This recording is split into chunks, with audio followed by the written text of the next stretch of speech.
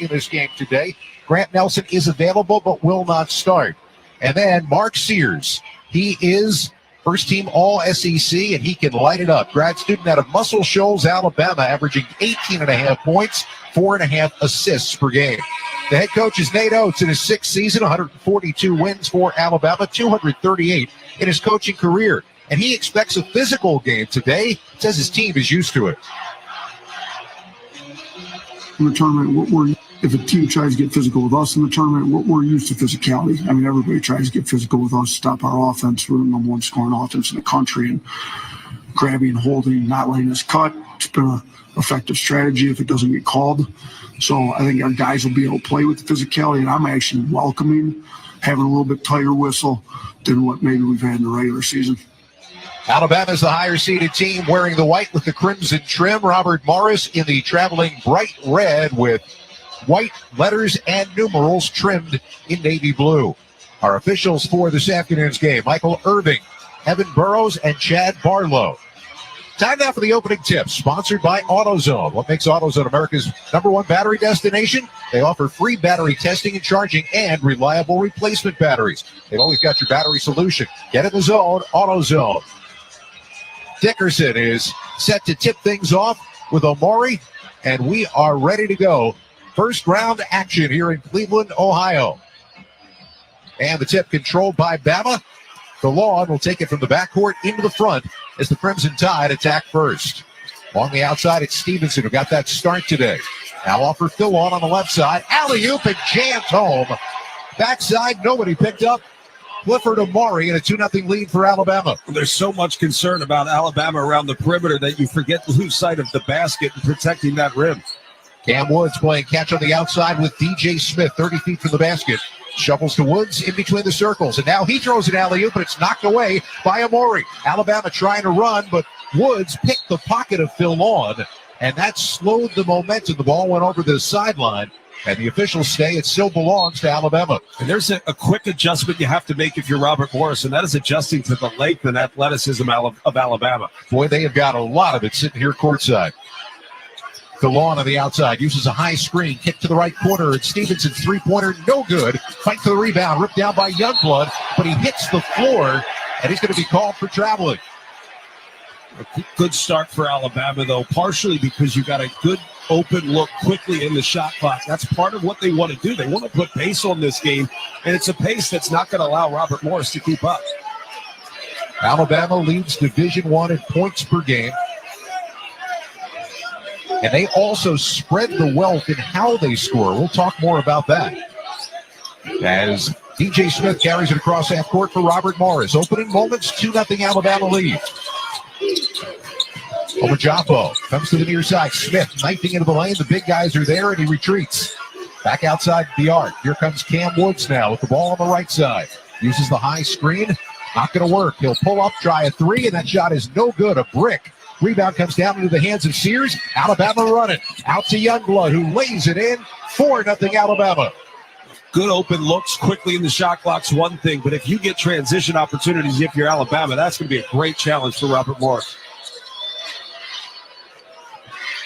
They have got a difficult task in trying to slow this Alabama team down. Omajapo playing the point now, uses a high screen, drives down right of the lane, jump stop, spin, 10-footers on the way, no good off the back iron. Sears out with a rebound, and they're running again. Here come the Crimson Tide. Youngblood, catch, fake a three from the right side, dumps it down low. And now Omori kicks back to the outside on the left for Philon. Driving into the lane, and you're going to get a foul call on the drive. And that one is going to be on Cam Woods, I believe. Woods gets his first, team's first. Such a great challenge for Robert Morris because you're up against a team that beats you in terms of size and athleticism, but they also beat you from the perimeter. So there's a lot of floor to cover if you're Robert Morris.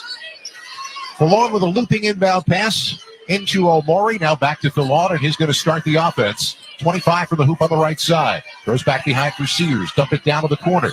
Driving inside is Stevenson, and now gets it into Omori, who's fouled on a take to the basket.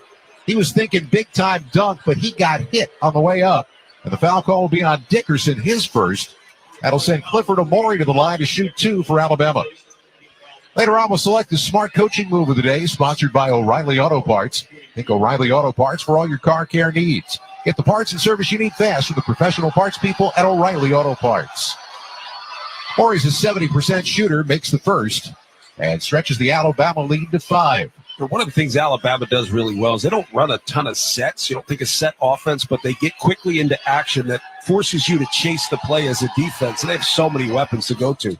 Amori missed on the second tip rebound, corralled by Fulgaris, and Robert Morris down 5, crosses the half-court stripe of the basketball. It's Woods standing right in front of the Alabama bench with the left-handed dribble. Drop it off for Omajafo. Omajafo on the right side. Robert Morris needs to get on the board here to break the seal. Back out into the hands of Woods. He'll drive with the left hand into the lane. Jump stop shot on the way. It's no good. Tip follow won't go. Rebound tip back up, and that one will go. They're going to credit Dickerson, but I think Alabama might have tipped it into their own basket. You're right. 5-2. Robert Morris finally on the board, and now a steal. Dickerson taking the steal, driving, Euro step, layup, no good. Fulgaris comes down with a rebound, though, and a reset now for Robert Morris, as Omajafo is fouled on the outside by Chris Youngblood.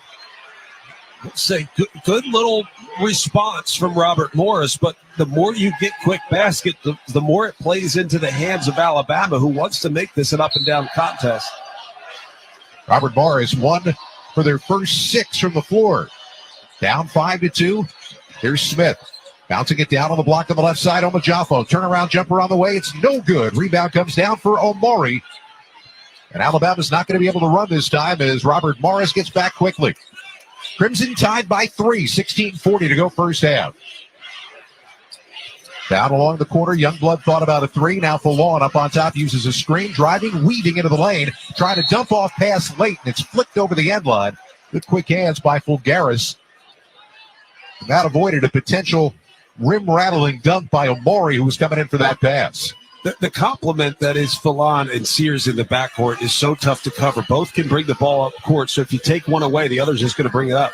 Youngblood spinning into the lane, off the inbound. Nothing there, flicks to the corner. It's Stevenson for 3 on the left side, no good. Omajafo down, uncontested for the rebound for Robert Morris. Here comes Woods around a screen up on top. Attacking the basket on our left are the Colonials. Alabama has been aggressive on the defensive half-court game. Woods waiting with the ball on his hip. Comes to the near side for DJ Smith. Driving, kicking left corner. Make that right corner. Fulgaris a 3. That one is no good. Rebound again down to Sears. Here he comes into the forecourt. Driving straight down the lane, and he's fouled on his way in. It was not a shooting foul. The reach-in is going to be on Omajafo, and it is going to be an inbound coming for Alabama when we come back.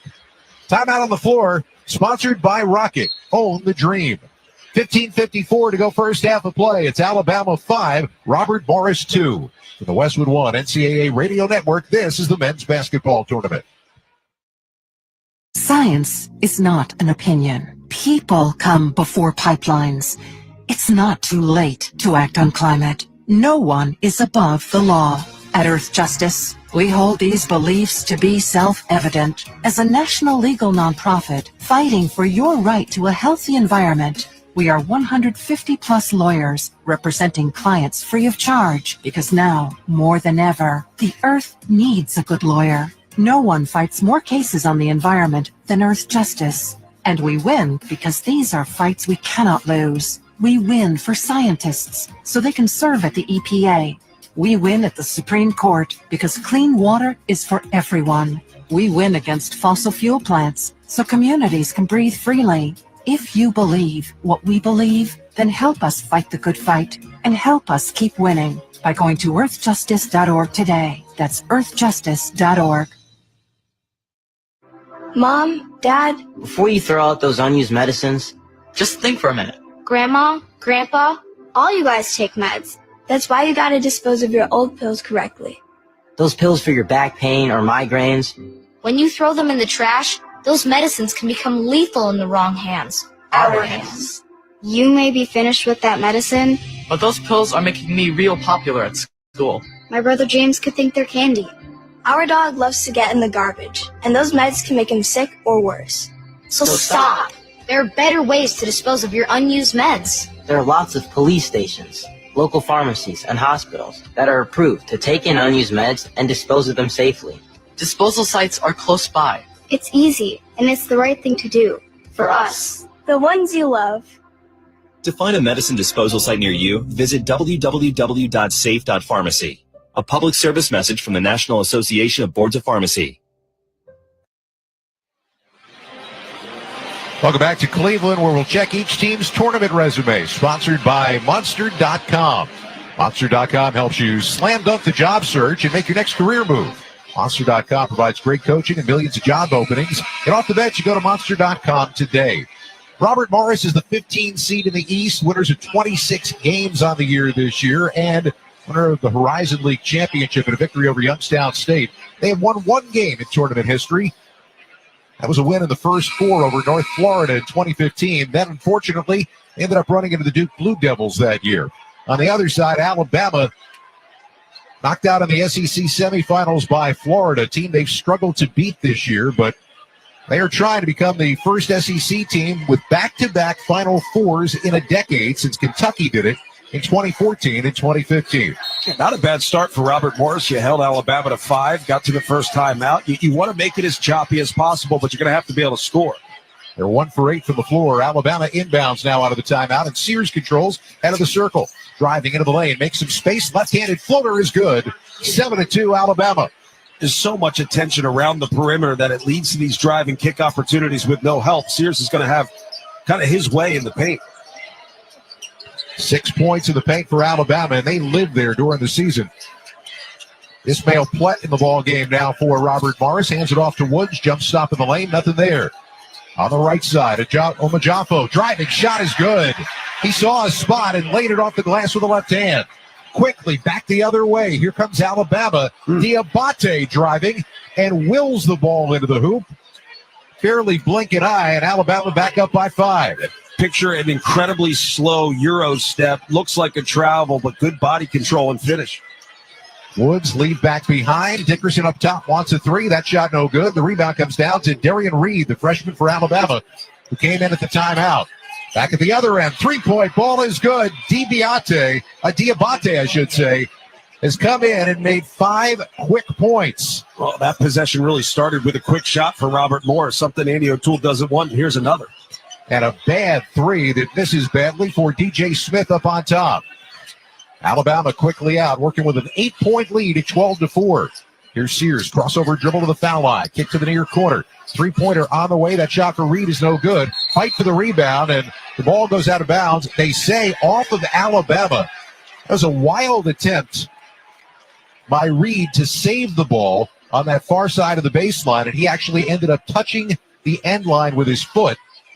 It goes back the other way. 12-4, Alabama on top. 14-15 to go here first half. Robert Morris shooting woes continue. Omajafo misses from the left elbow. They're now 2 for 12 from the floor. The issue is quick shot taking. That's going to be a problem. It's going to play right into the hands of for Alabama. And Darian Reed collides with Omajafo, who's going to get called for the blocking foul.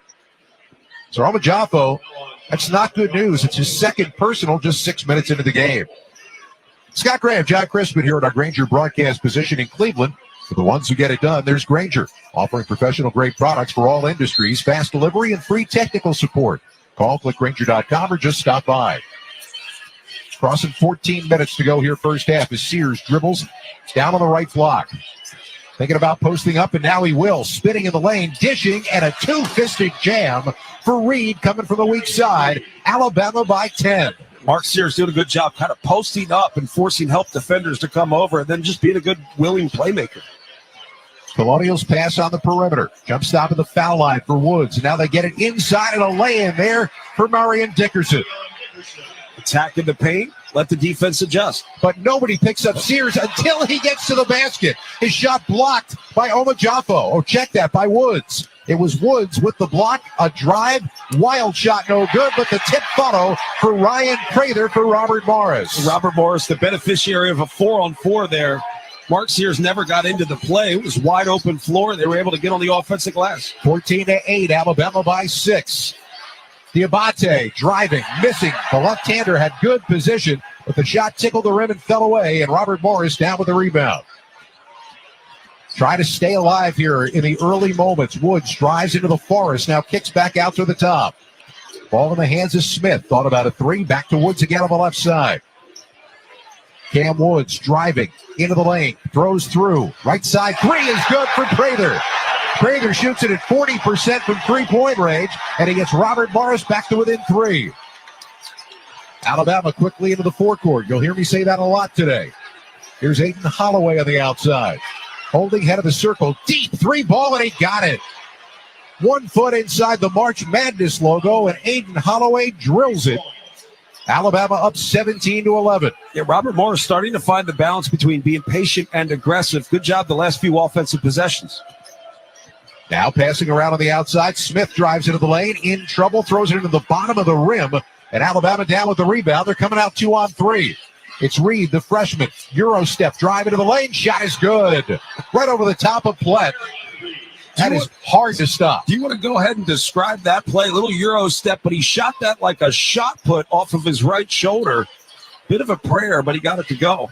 Now an 8-point lead for Alabama, 19-11. 11:40 left here in the first half. Robert Morris trying to find some consistent offense in the half court. Pass to the outside is flicked over the sideline, and I believe will still belong to Robert Morris when we come back. 11:33 left to go first half of play. Robert Morris 5 for 17 from the floor, trying to stay alive. It's Alabama 19, Robert Morris 11. You're listening to the men's basketball tournament on the Westwood One NCAA Radio Network.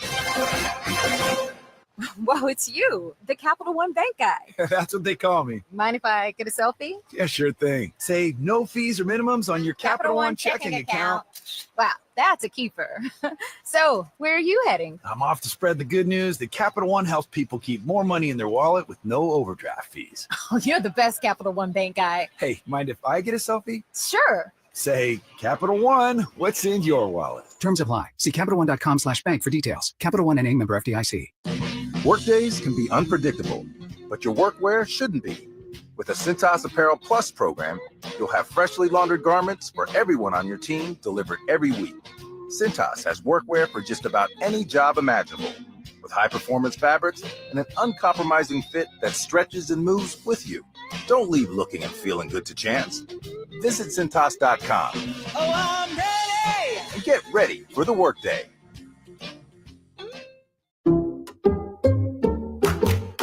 I'm at a smoothie bar asking people if they'd switch smoothies with me for $574. Oh, I'll switch. So what about $574 if you switch your home insurance to Allstate? That's a headache.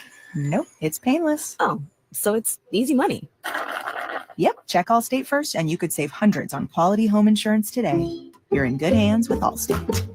Not available in every state. Based on the national average annual savings for new home insurance customers surveyed in 2023 who switched to Allstate and reported savings. Savings vary. Your business needed to hire someone yesterday. How can you find amazing candidates fast? Easy. Just use Indeed. With Indeed Sponsored Jobs, your post jumps to the top of the page for relevant candidates so you can reach the people you want faster. According to Indeed data, sponsored jobs posted directly on Indeed have 45% more applications than non-sponsored jobs. Plus, with Indeed Sponsored Jobs, there are no monthly subscriptions, and you only pay for results. Start at Indeed.com/credit.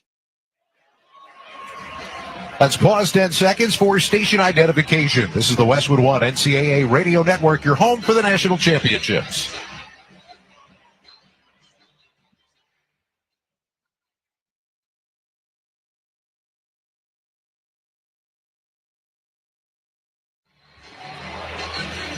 Fans, you can listen to every minute of the NCAA men's tournament on Alexa. Just ask your device to open Westwood One Sports. You'll be able to select the game you want to hear or get access to our March Madness Mix channel.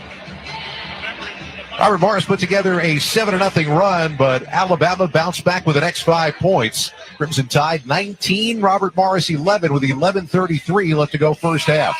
One of the things we talked about with Nate Oates was the fact that opponents can often start the run for Alabama by scoring.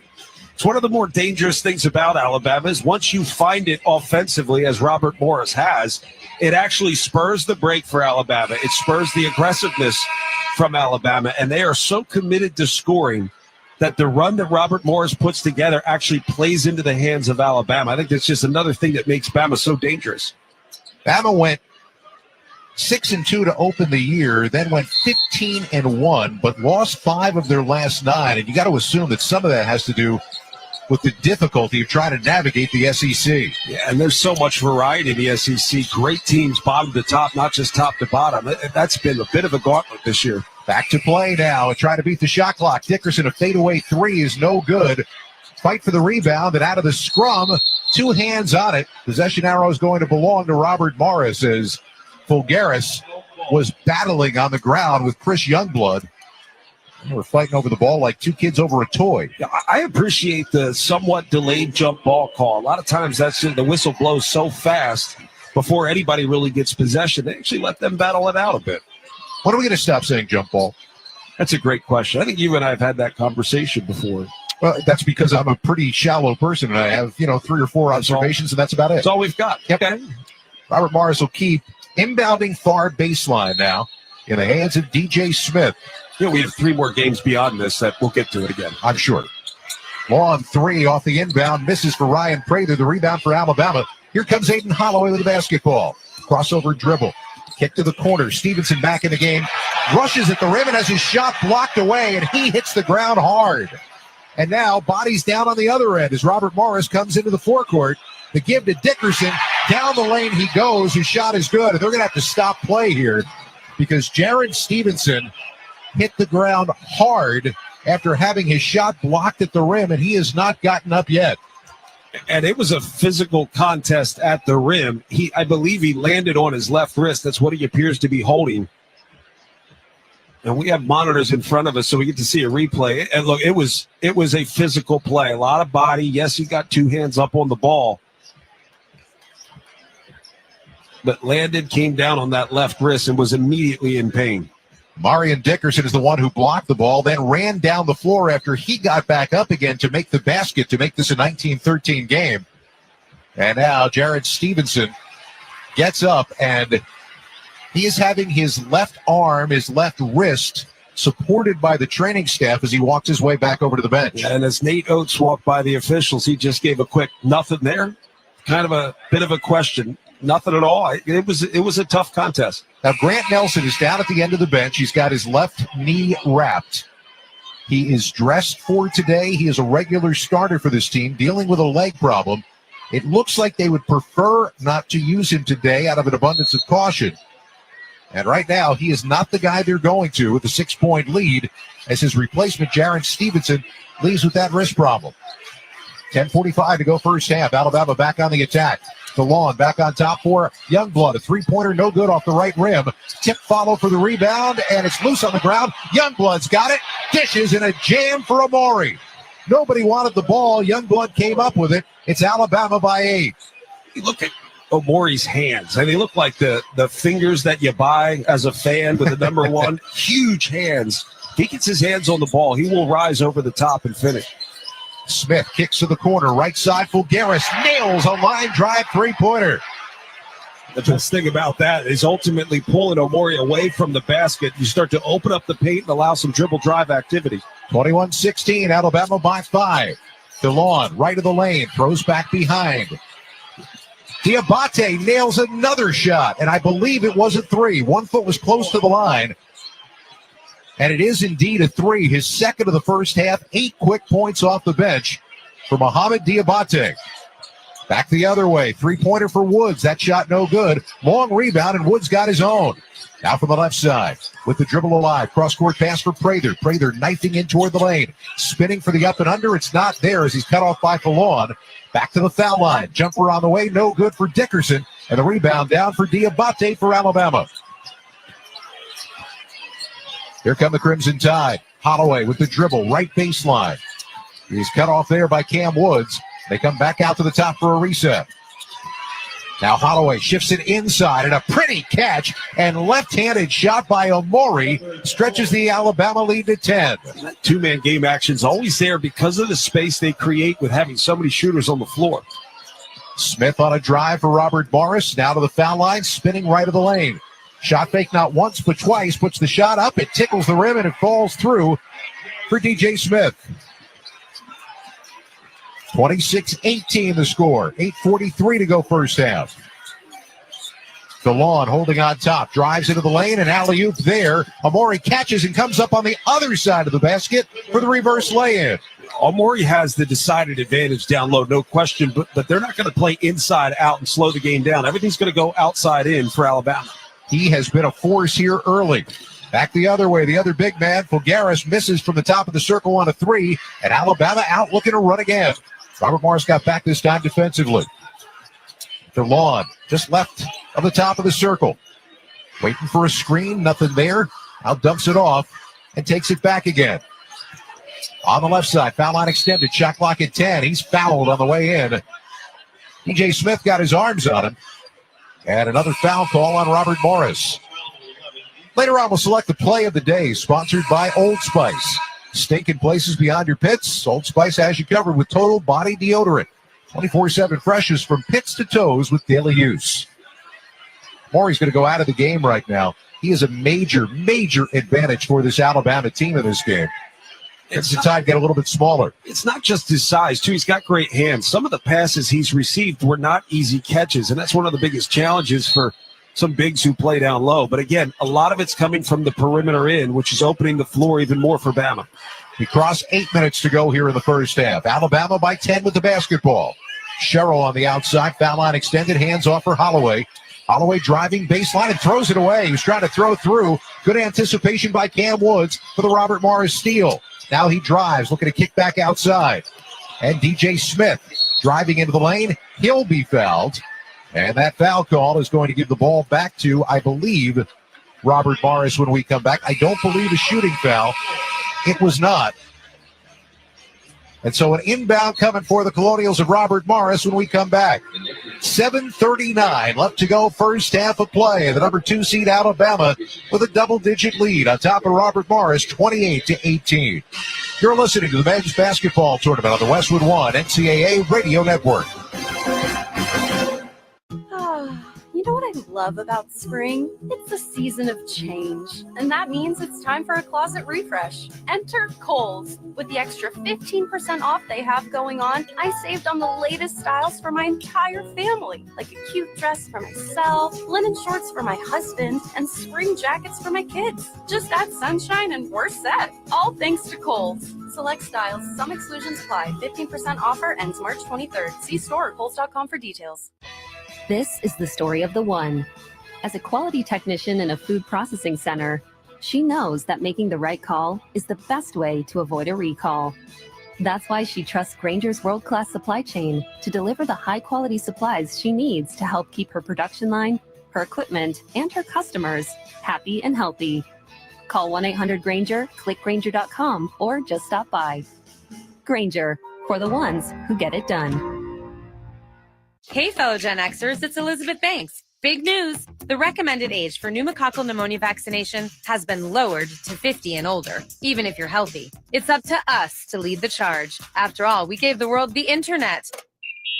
We're trailblazers. Let's lead the way again because we are at over 6 times greater risk for pneumococcal pneumonia. Gen X, this is our shot. Head to VaxAssist.com and schedule today. That's VaxAssist.com. Sponsored by Pfizer. Monster.com helps you slam dunk the job search and make your next career move. With great coaching and millions of job openings, Monster.com empowers you to score your next position and win the job hunt. Get off the bench and go to Monster.com today. Your life, your goals, your legacy. With a dedicated Fidelity advisor, it's all part of a comprehensive plan to help grow and protect your wealth. Visit Fidelity.com/wealth. Investment minimums apply. Fidelity Brokerage Services, LLC. Member NYSE, SIPC. Alabama by 10 here in Cleveland with 7:39 to go in the first half. Time for our Kohl's Fact of the Game. Crimson Tide are trying to become the first team to lead Division I in both scoring and rebounding since Alcorn State did it back in the 1979-80 season. They were led by former NBA player Larry Smith. John, do you know what his nickname was? Lawrence. No. Mr. Mean. Okay. I was close. That is the fact of the game, sponsored by Kohl's. Make this spring a stylish one with on-trend looks for every occasion when you shop at Kohl's and Kohl's.com, where families come first. Such a teacher move on your part, asking me a question, knowing I'm going to get it wrong. That's part of the process, right? You got to remind people that you know more than them. I get it. No. Hey, look. You're supposed to be making it so that next time you want to answer the question properly. I will do my best. Thank you. I'll get the answer in advance like I used to do. Hey, 10-point game. I've got to say, Robert Morris has done a pretty good job of keeping this thing close. The problem is Bama could swing this to a 20-point lead within minutes. That's what they have to continue to be careful about, be patient, be diligent, particularly on the offensive end. Colonials try to hold down the highest scoring team in America. They've got the basketball now, attacking on our left, wearing the red, trimmed in white and dark blue. Omajafo down low, kicks to Plett up on top. A three-pointer is good. Plett's first made three of the year. He was 0 for 2 in that category. Gets his team back within 7. Heck of a spot to make your first three. Yeah, they need it because, again, at any point, this could swing 5-10 points quickly. Sears driving through and trying to throw through is going to get called for a travel.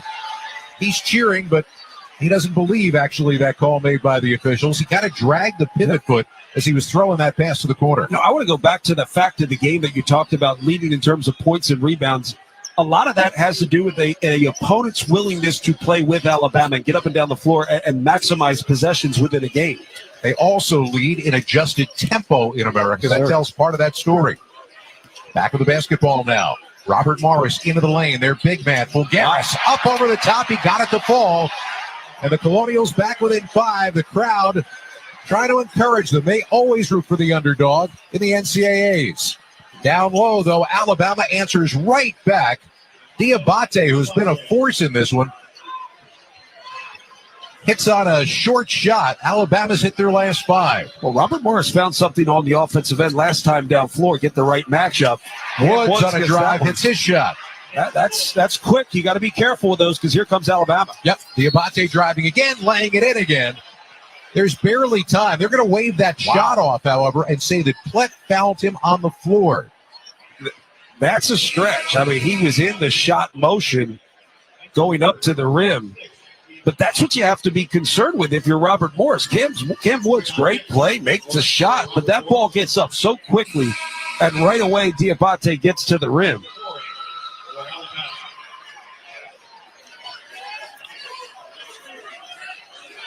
And so an inbound now for Alabama on the far side of the floor. That is the 6th team foul on Robert Morris. Alabama will be shooting the rest of the way. Alley-oop on the inbound and jamming it right through is Omori. Wow, he is having himself a first half. Just a great example of the screener is the one that gets open. Omori set a good screen, and he was open at the rim. Driving on the right side, Cam Woods throws back behind into the hands of Dickerson. Dickerson head of the circle, back to Smith. Smith, right elbow jumper is good. DJ Smith, the junior, drills it and keeps Robert Morris within 5 now, 32-27. 5:45 to go till halftime. Alabama has put a little rhythm on this game, and Robert Morris has found it. That's why they're starting to score points on the offensive end. Youngblood wants a 3 at the other end. That shot no good. Breaks a string of 6 for 6. And now Robert Morris out ahead of the pack. Jamming it home is Dickerson on a long feed. We've got a 3-point game.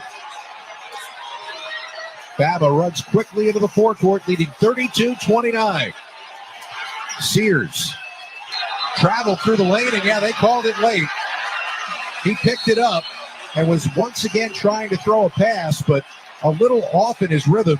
And the other part about this, it's odd, is he's played 11 minutes and only has 2 points. Alabama really tried to lift the ball screen action away from the basket. The problem is they did that with Cliff Omori. He's not a three-point shooter. He's not really a threat. So the big defender for Robert Morris just continued to back up and back up. Put Mark Sears in a tough situation. He's really struggled to find it.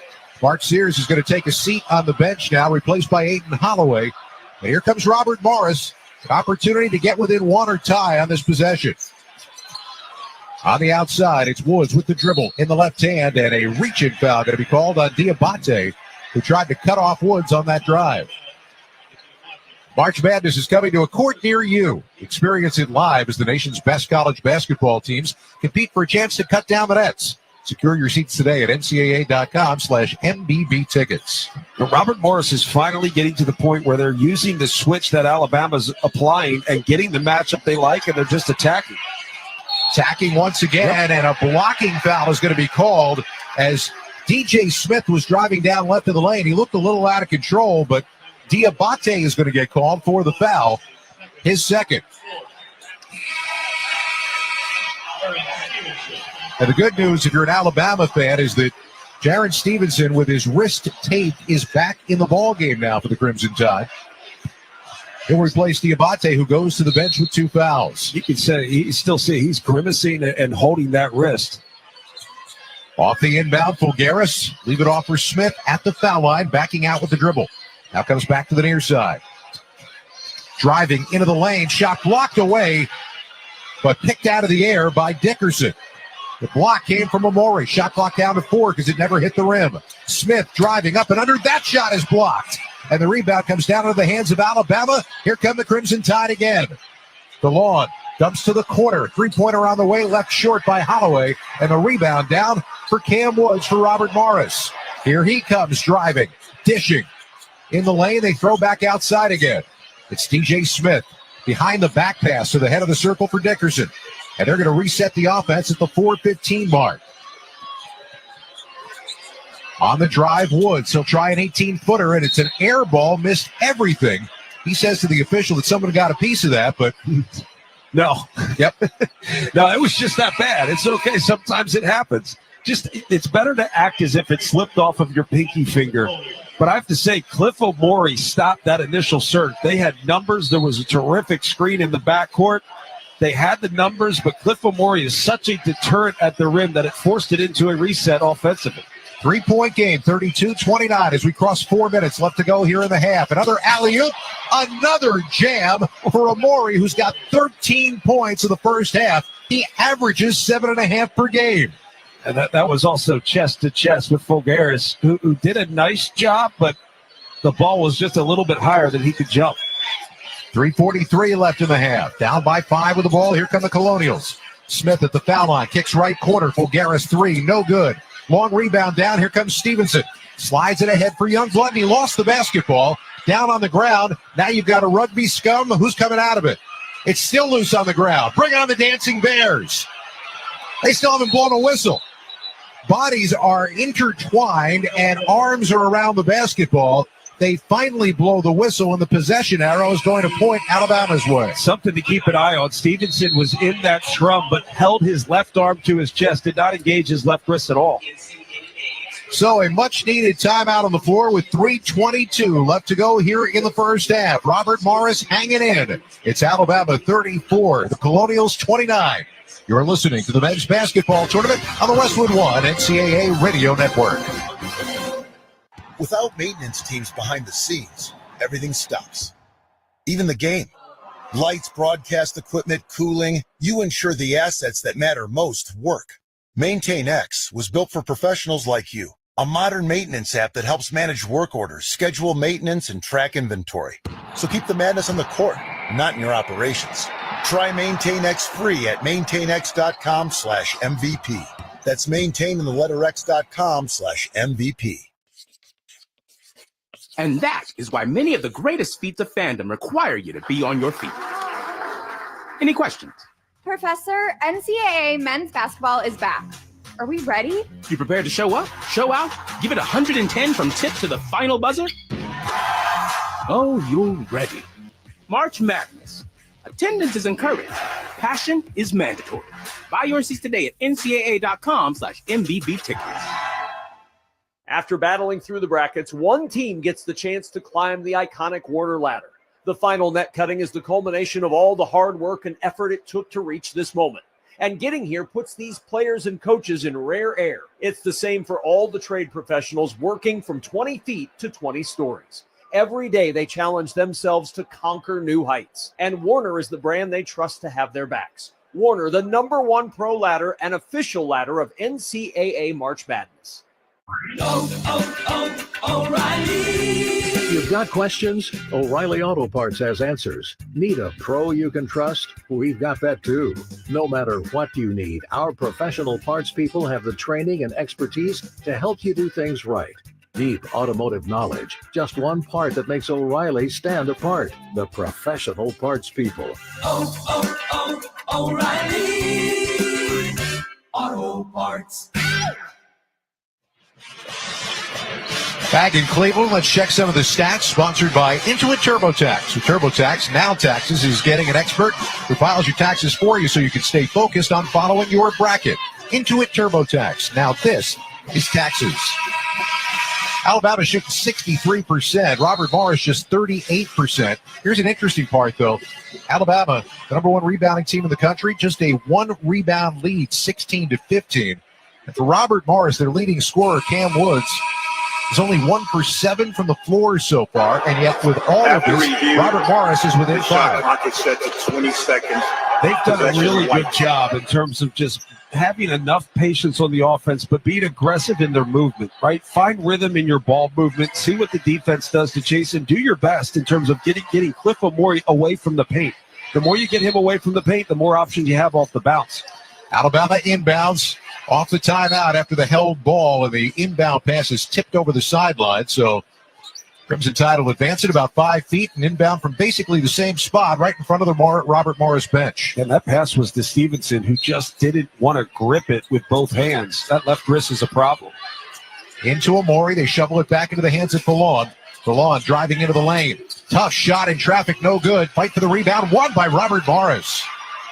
Dickerson clutched it out of the air and throws the long outlet to Woods. Now they come back down near side. Prather, shot fake, drive, reverse lay-in is good. 34-31, Robert Morris within 3. Ballon to the corner, shot fake by Youngblood. Now the 3, and he got it. Got his man in the air, took one calm step to the left and drilled it.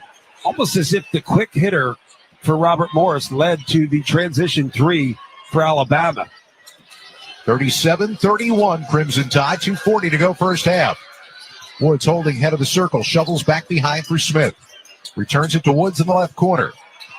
Driving, down toward the block. Gets it into the hands of Dickerson, head of the circle. Shot clock down to 6. Dickerson, quick drive, quick first step. Throws through, Woods, shot fake, drive, shot up, blocked away. Youngblood down with it. Woods tries to steal it back again, and they say the ball last touched the hands of Robert Morris. It'll go back down the other way. We welcome those of you just joining us across our network with 2:16 to go first half. Alabama, the 2 seed in the East, with a 37-31 lead over the 15 seed, Robert Morris. Also, to point out, Robert Morris is playing with great poise, good body language. They're not really chasing the game or getting frustrated with one another. They've been strong. I think the experience is showing with this group. Stevenson, right side, foul line extended. Now Sears holds head of the circle. He'll drive in. Another alley-oop for Amore, who drops it through. 15 first-half points for Clifford Amore, and a lot of them have come on that same play. Just throwing above the defense. I mean, it comes from guards being able to pass over the top as well. Smith, dribble drive, pick it up left of the lane for Robert Morris. Back to Dickerson. Now on the near side, it's Woods. Little pick and roll, nothing there, so they throw back to the top again for DJ Smith. Shot clock at 7. Driving down right of the lane, and he was half mugged by Mark Sears, who says, I didn't touch him. Yeah, you did. I don't know any guys that ever agreed with the foul that gets called on them. Doesn't matter how egregious it was. The initial defense from Mark Sears was good. He slid his feet, took it on his chest. It was the second go-around where he just engaged too much, trying to cut off the ankle. 5 team fouls for Alabama, so the inbound coming for Robert Morris from the baseline far side.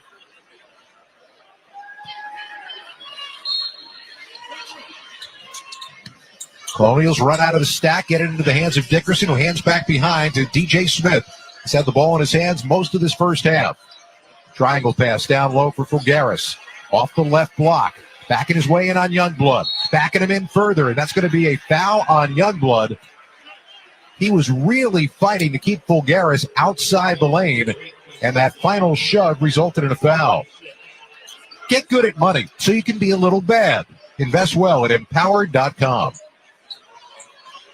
So the 6th team foul. Yeah, not sure if I agree with that one because the offense has tried to dislodge to create space. I'm not sure what a defender can do outside of hold his own ground, and you're also allowed that armbar in the post.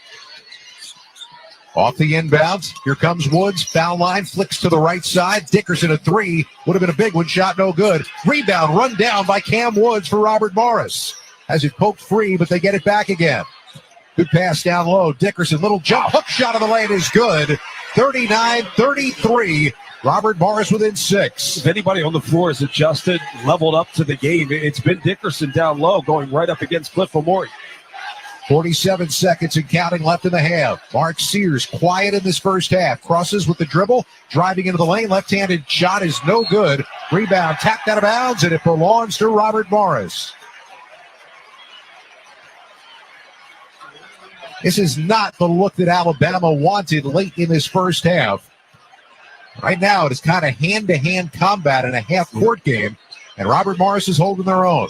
Well, if Robert Morris could have turned this into a your turn, my turn game, I'm not saying it favors them, but it gives them a chance, and that's ultimately what you're looking for in the first half. Do you have confidence when you head into halftime against a team like Alabama? Robert Morris taking the air out of the ball now as they dribble just inside half court. 9-second differential between game and shot clock. Shot clock down to 5. Three-pointer left side is good for Amarian Dickerson, and we've got a 3-point game. Nate Oates is going to take the use it or lose it timeout here to set up a final play with 11.6 left to go here in the half. Timeout on the court. Alabama 39, Robert Morris 36. You're listening to the men's basketball tournament on the Westwood One NCAA Radio Network. Get in the zone, AutoZone. Welcome to AutoZone. What are you working on today? I need new rotors. When you buy 2 Duralast rotors during our spring sale, you get Duralast brake pads free. Free? With the rotors. Oh, that's great. What if I need extra stopping power? You can upgrade to Duralast Gold pads for just $10. So Duralast pads are free? Yep.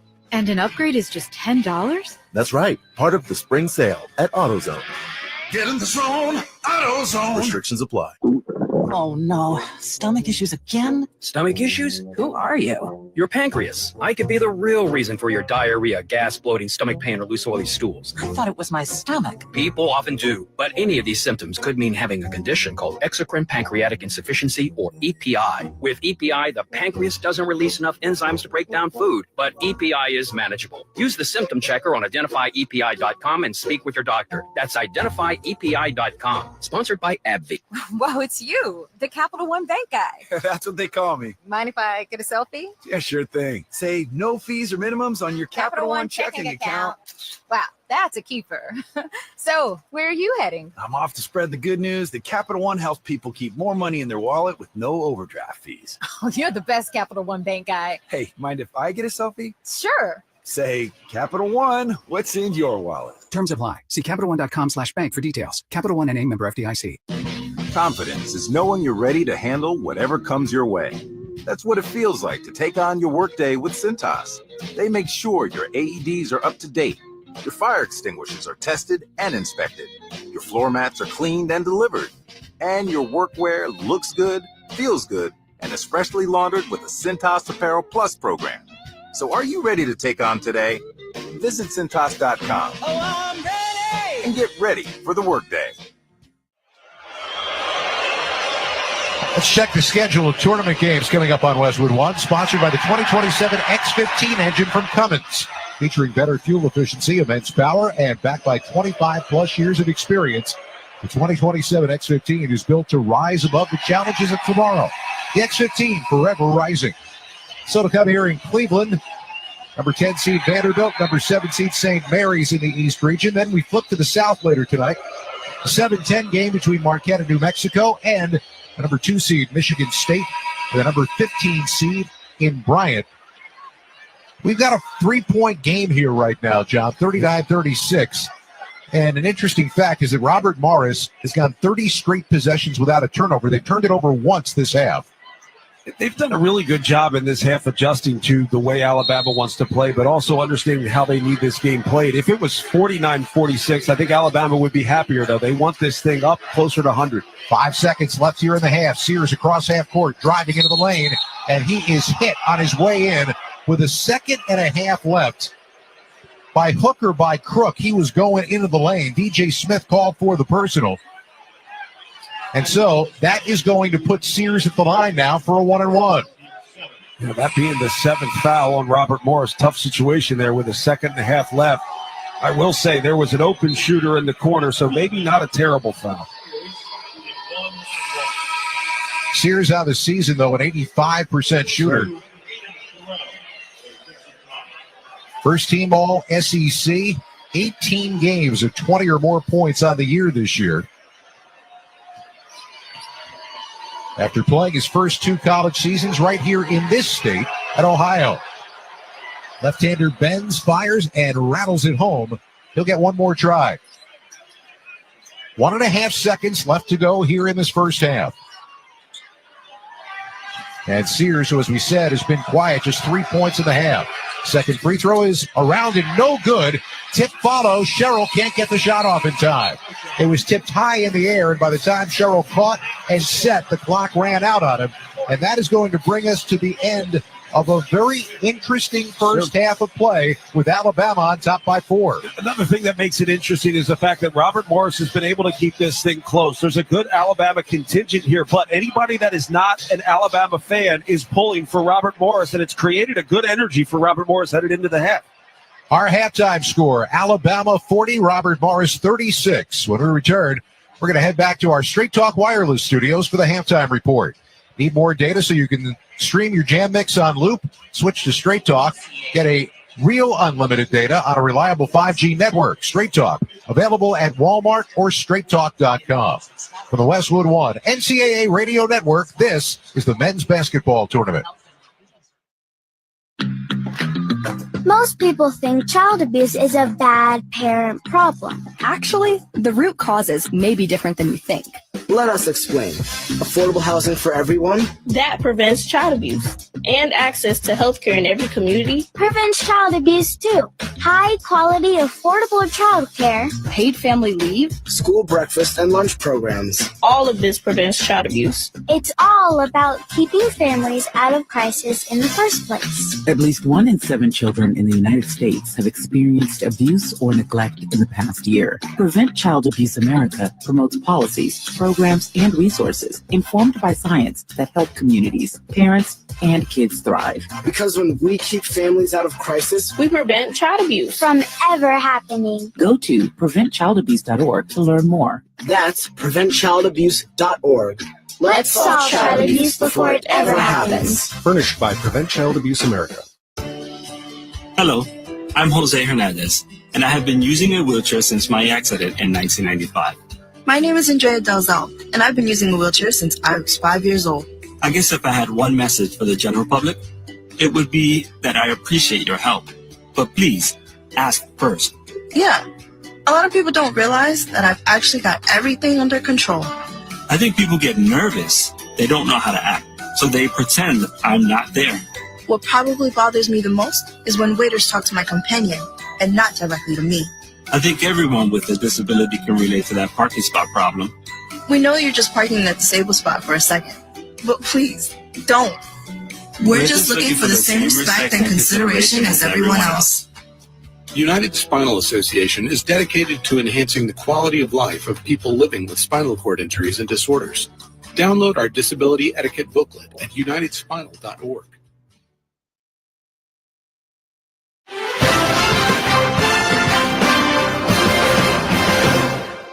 Alabama, the 2 seed in the East region, shooting 61% in the first half, but the Crimson Tide only lead the 15 seed Robert Morris by 4 at the break, 40-36. Welcome to the Straight Talk Wireless Studios here in Los Angeles. I'm Brad Heller. Need more data so you can stream your Jam Mix on loop? Switch to Straight Talk and get real unlimited data on a reliable 5G network. Straight Talk, available at Walmart or straighttalk.com. Game number 2 coming up at Rocket Arena. It's going to be the 7-10 matchup in the East, St. Mary's and Vanderbilt. It's the 4th straight appearance for the Gales, who won the WCC regular season title, although their 8-game winning streak ended with a loss to Gonzaga in the conference championship game. Meanwhile, the Commodores are back in the field for the first time in 8 years, an 11-win improvement from last year under head coach Mark Byington, who found some time to chat with our John Crispin.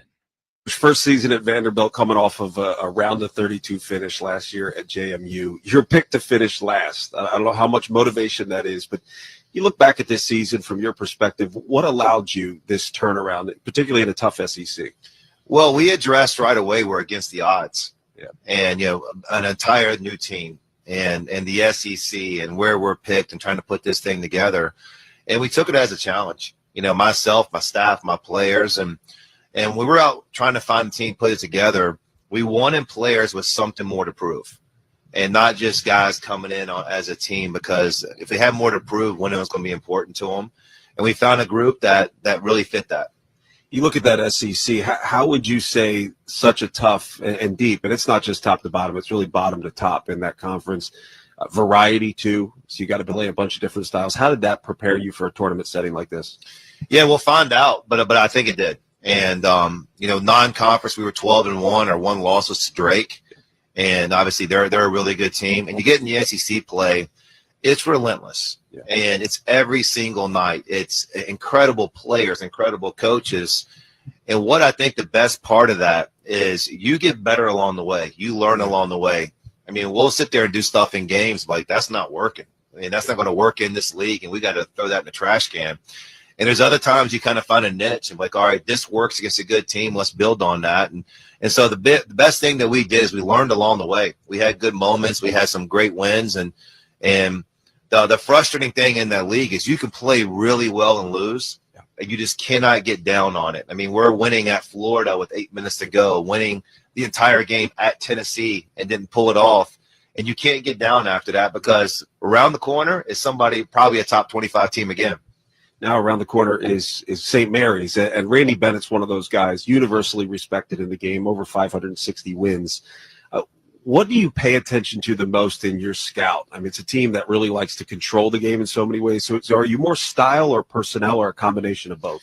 Yeah, there is a lot. There's a lot to digest in this, and so you do notice the style. They're one of the slowest pace in the country. I think they're second or third in slowest pace, and they only play 7 guys. But those 7 guys are really good. Yeah. And if you say the thing that jumps out, it's their defense and their rebounding. And, I thought it was a misprint. You start looking at their plus minus on rebounding margin, and it's incredible. It's like plus 17, plus 19, plus 24. That's like when a varsity plays a JV team. And those are incredible numbers. So that jumps out to us. With Vanderbilt coach Mark Byington, best of luck today. Appreciate it. Thank you.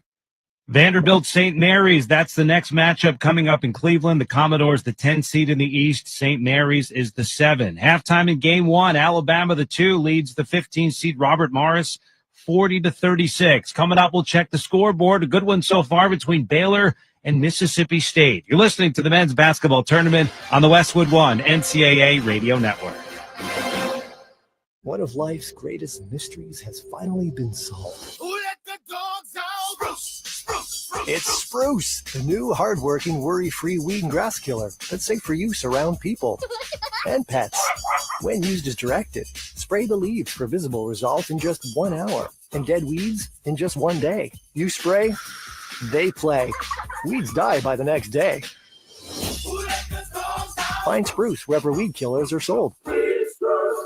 Welcome to Staples. I hear Staples prints it all for any business. You bet, and we'll beat any print quote. So if I had a pizza place... Staples can print signs, menus, pizza boxes. A landscaping business? Oh, we can print yard signs, T-shirts, brochures. How about a pizza/landscaping business? I'll call it Dough and Mo. I like it. Right now at Staples, get up to $250 off your print purchase. Ends 4/5 exclusions apply. Visit staples.com/print for offer details. Price match guarantee valid in store and staples.com/print. Visit staples.com/price match for detail. Tomorrow's road, unpaved, unmapped, uncertain. But it's also where we discover what we can truly count on. Like the 2027 X15 engine by Cummins. With better fuel efficiency, up to 605 horsepower, and 2,050 pound-feet of torque. The X15 is a bedrock of reliability that stands forever ready to rise to the occasion. The 2027 X15, forever rising. Estimates based on preliminary testing. Individual results may vary. I had the worst dream last night. You were in a car crash and the kids and I were on our own. We had to move out of the house because I couldn't afford it anymore. That's awful, hon. My brother got life insurance from Ethos and it only took 10 minutes.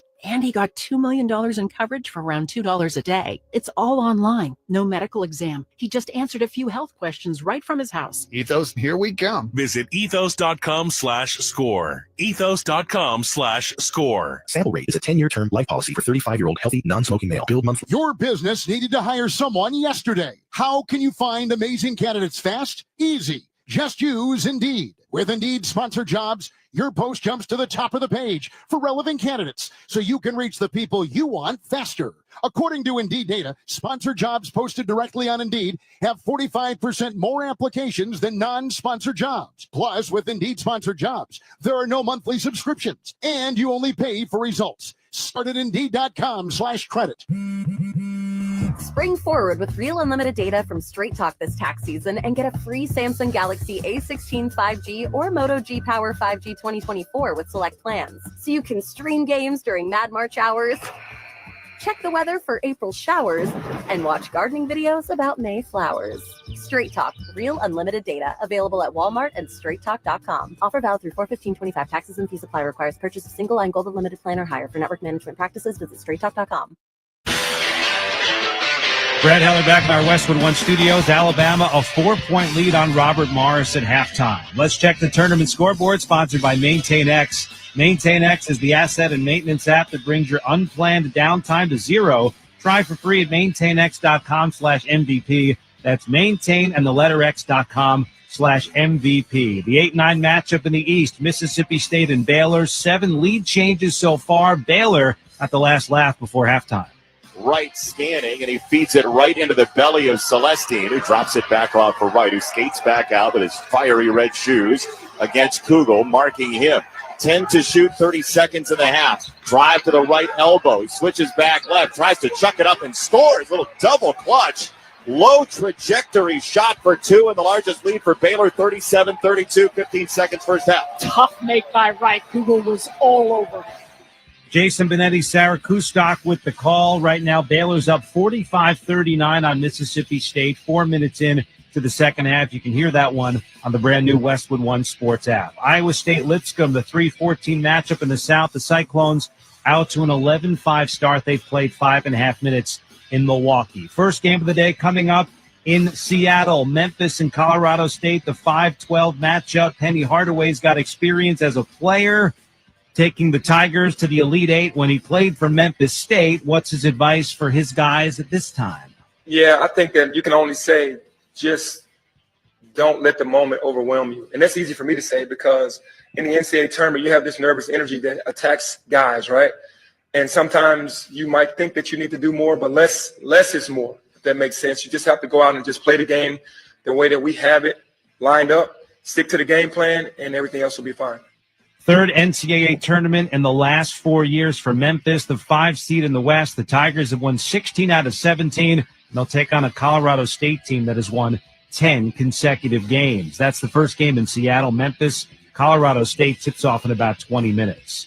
Halftime first game in Cleveland. Alabama up on Robert Morris 40-36. We'll take a break and rejoin Scott Graham and John Crispin at Rocket Arena after this. From the Westwood One NCAA Radio Network, this is the men's basketball tournament.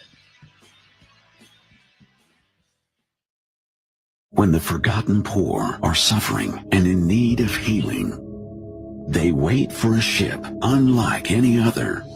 Mercy Ships, the largest floating civilian hospital in the world, with volunteer medical staff and crew who donate their time to save lives. Heroes of mercy, like these. Every human being has the right to be treated as human, to have a place at the table of the human race. If you could just see the look in the patient's eyes or the smiles that you get when lives have been changed, then it would make it all worth it. You bring hope and healing to one person, but that person belongs to a family, and that family belongs to a community. Together, these heroes of mercy and friends like you bring hope and healing to those who desperately need it. Thank you! Thank you!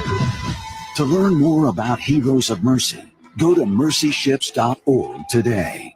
After my father was on a ventilator for 20 days due to COVID, he had so many medications. It really was daunting. According to the National Institutes of Health, 30% of hospital admissions in older adults are drug-related, like taking meds at the wrong time. Hero simplifies medication management. I'm so thankful that something like this exists. It holds up to 10 different medications. It's all on an app, and you can share that app with a caregiver. So I can make sure that he got his meds. Is he missing a dose of his meds? Hero Health's smart pill dispenser alerts and delivers pills with the push of a button. It is really so easy to use and a literal lifesaver. Try Hero Health risk-free for 30 days. Get free contactless delivery. Call 800-420-7550. 800-420-7550. That's 800-420-7550. Hero.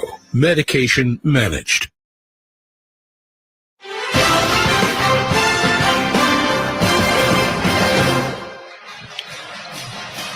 Welcome back to Cleveland, where Alabama's got a 40-36 lead over Robert Morris here in the 2 versus 15 game in the East region. Let's take a look at the halftime stats, sponsored by Barbasol. Barbasol shaving cream delivers a thick lather and close, comfortable shave for half the price of gels. Why pay more for a great shave? Choose Barbasol. Well, Clifford Amari had a game-high 15 points in that first half, 7 for 7. 4 of them came on what looked like Groundhog Day for Robert Morris, which were alley-oop dunks. On the other side, you take a look at what Robert Morris was able to do, and in a lot of ways it was what Amarian Dickerson could do to keep his team in the game. He went 6 for 12 from the floor, scored 13 points in that half. All told, Robert Morris shot 41%, while Alabama was shooting 61%. And there were 3 different runs during the course of the half where Robert Morris got back to within 3 points, or within 4 right now. It was a good first half for Robert Morris. Yeah, I think you have to feel really good about it. You also, if you're Robert Morris, you feel good about the fact that Grant Nelson hasn't played at all in the first half, and Stevenson, you don't wish that upon anybody, but he's been hurt and seriously limited. So time now for the second half keys, sponsored by Wago. Trust your game, trust your wiring with Wago Electrical Connectors. You're up at wago.com/hoops for your next electrical project. All right, so if Robert Morris is going to continue this quest, how do they do it? I think it starts with avoiding big swings. It's similar to what they had to do to start this game, where you avoid big runs. There have been some runs, but Robert Morris has been the beneficiary of some of those. You can't bank on that in the second half. You have to understand that the firepower Alabama has needs to be slowed down. If you can make this your turn, my turn in the second half and give yourselves a chance late, one team in that situation is able to play confidently. The other one plays a little tight. Alabama would tighten up. How important is it for Alabama to get Mark Sears back going again? I think it's important he scores a little bit, but more so to soften the defense. If they can continue to get the ball off the bounce into the paint and look for those lobs over the top, that's demoralizing for a defense that has been playing very well, but just being outclassed in the sense that they don't have the length and athletes that Alabama does.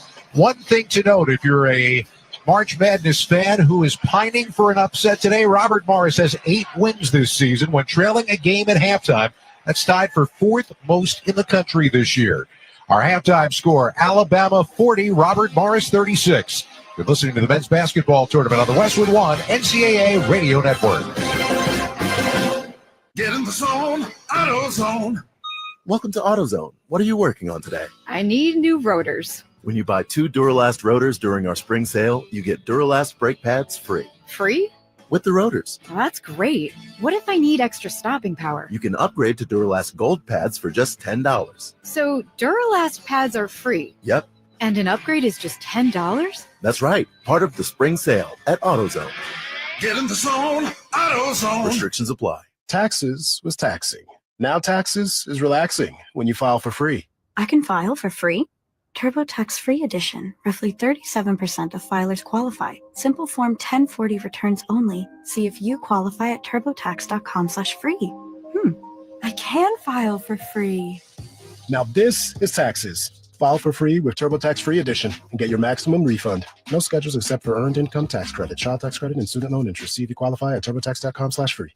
All power, zero compromise. Ego cordless outdoor power equipment features advanced lithium battery technology that exceeds the power and performance of gas without the noise, fuss, or fumes. From blowers and trimmers to mowers and pressure washers, one battery powers over 90 tools. No wonder it is the #1 rated brand in cordless outdoor power. Power beyond belief. Visit egopowerplus.com to learn more or to find an Ego retailer near you. That's egopowerplus.com. At Progressive, we understand the bond you have with your boat. It's why people name theirs. I named my boat Sure Don't. Get it? The other day when my friend said, "Hey, Larry, you want to head back in? It looks like it might rain." I said, "Sure don't." I guess they didn't get it because they didn't laugh. Whatever you call your boat, protect it by insuring it with Progressive, America's #1 boat insurer. Progressive Casualty Insurance Company and Affiliates. #1 rating based on boat market share data from ratefilings.com. Westwood One presents Great Moments in Tournament History. March 16th, 2012, a day that a pair of second seeds would like to soon forget.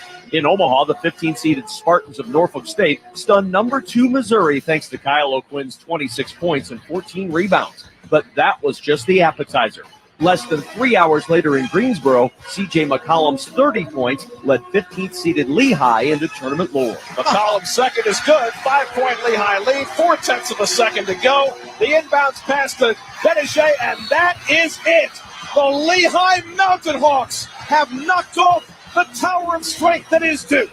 For the second time today, a 15 seed knocks off a #2. The fifth and sixth times it had occurred since the field expanded in 1985. But happening the same day certainly makes the list for great moments in tournament history. I'm Kevin Kugler.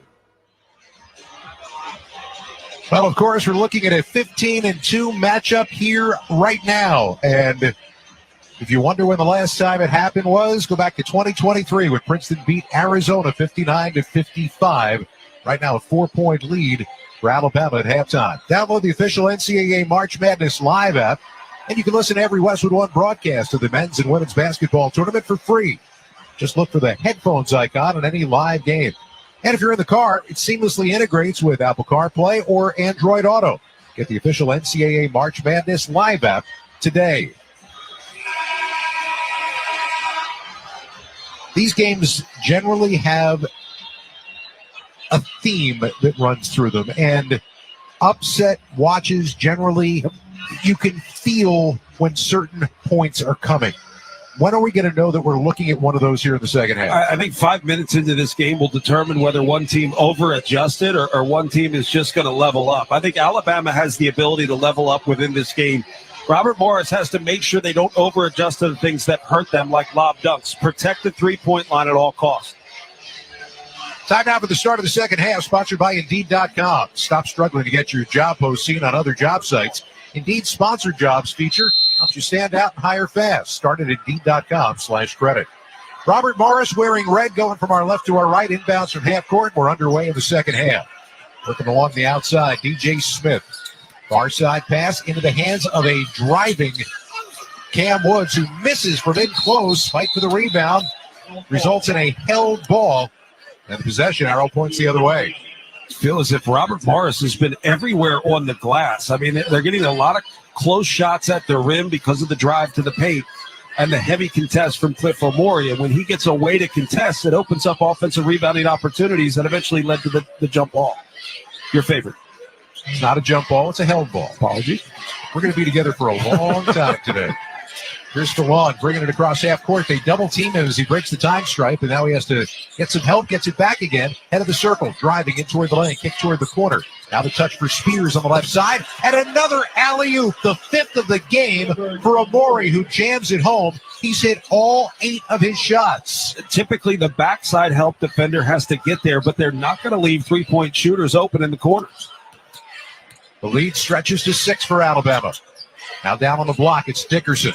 Got a double team coming, kicks to the top. Smith, shot fake, drive into the lane. Might have walked, no call, and dishes for Fulgaris, who gets an easy 2. Good inside-out play, right? You kick it out because you have a good matchup, and then you just attack the bad matchup. Sears to Stevenson, straight down the lane. He jams it home.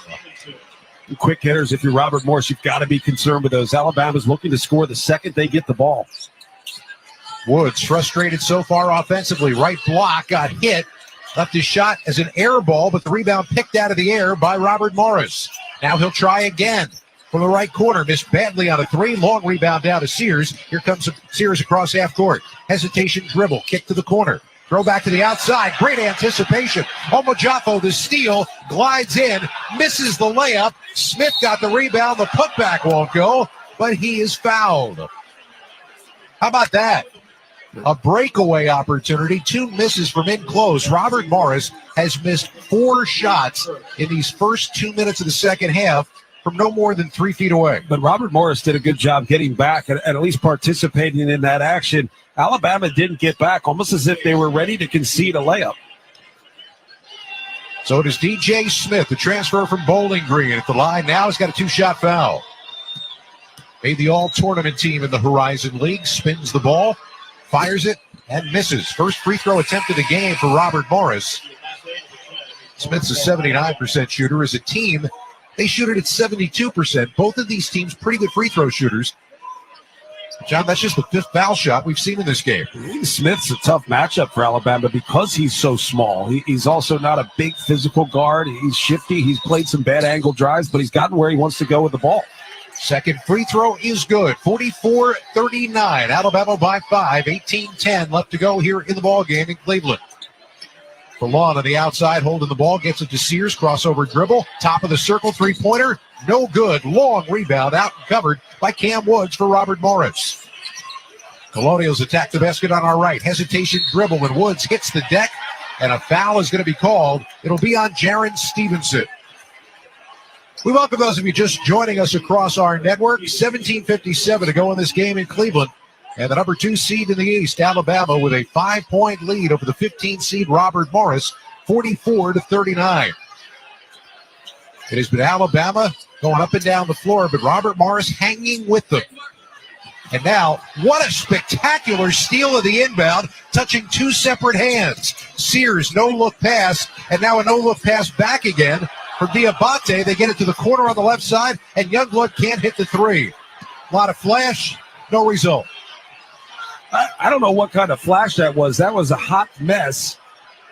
Good effort, but a hot mess of a play. And they really just didn't create a decent rhythm. So by the time they got a shot up, it just felt awkward. Woods is just inside half court with the basketball. Finds the cutter. Omojafo dropping it down on the block into the hands of Dickerson, who gets it knocked away. They say it last touched him. So Alabama's going to get it back on what has been a rarity here in this ball game for Robert Morris, a turnover. Yeah, Robert Morris has done a good job of taking care of the ball, and I think some of that is attacking the right matchups. You make better decisions. First turnover of the half, just a third of the game for the Colonials, who averaged 13 per game. Diabate, great Euro step right around Omojafo and lays it home and extends the Alabama lead to 7. Omojafo did a good job of getting up on that pick and roll situation, but really didn't get himself wide to take the Euro step away.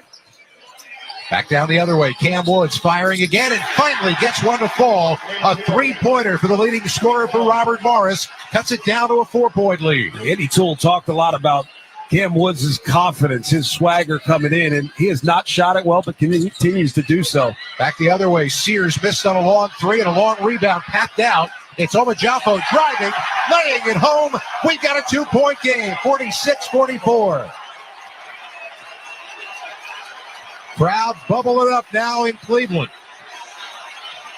And Cam Woods is telling him, get louder, as he steps up defensively against LeBaron Fallon. Fallon, the freshman, bringing it across half court.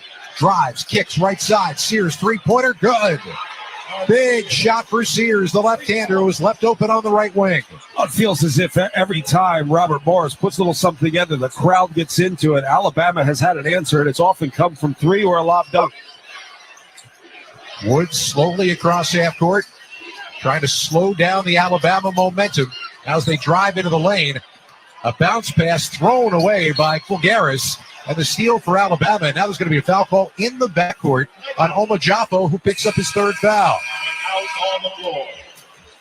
This game still does not quite have a personality, partner. No, and I think that actually favors Robert Morris and not Alabama. Alabama wants the personality to be the up and down tempo of this game. There's a timeout on the court sponsored by Progressive Insurance. You can save big when you bundle your auto, home, motorcycle, RV, or boat. Visit Progressive.com. 15:44 left to play. Alabama 44. Robert Morris, make that Alabama 49. Robert Morris 44. From the Westwood One NCAA Radio Network, this is the men's basketball tournament. Did you know? VA home loans are a key to home ownership for those who served. I would tell anybody who is interested in getting a VA loan to just do it. For me, the best thing about the VA loan was the simplicity of it. I was expecting, government paperwork. It was going to go on forever, and it just wasn't.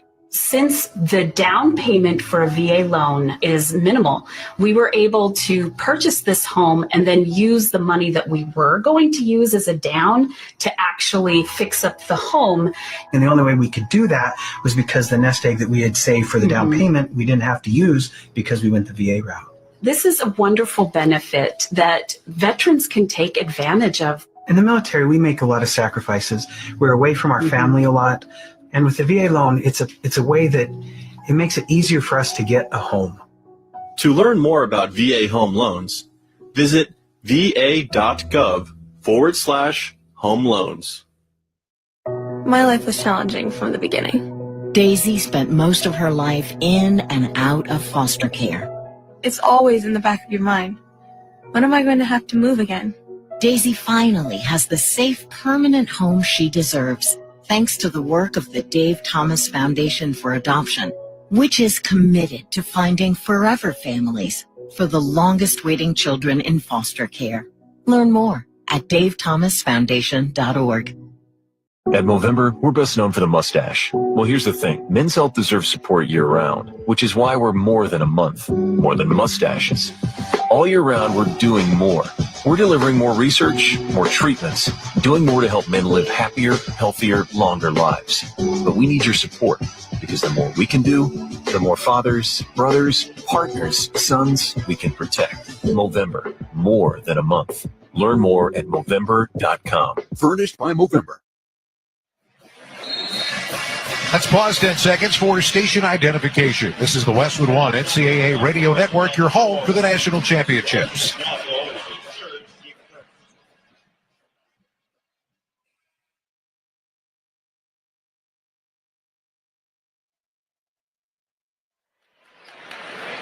.44 to play here in Cleveland. Alabama with a 5-point lead, 49-44, and they inbound from right in front of us on the near side of the floor, going from our right to our left in their home whites with a crimson trim.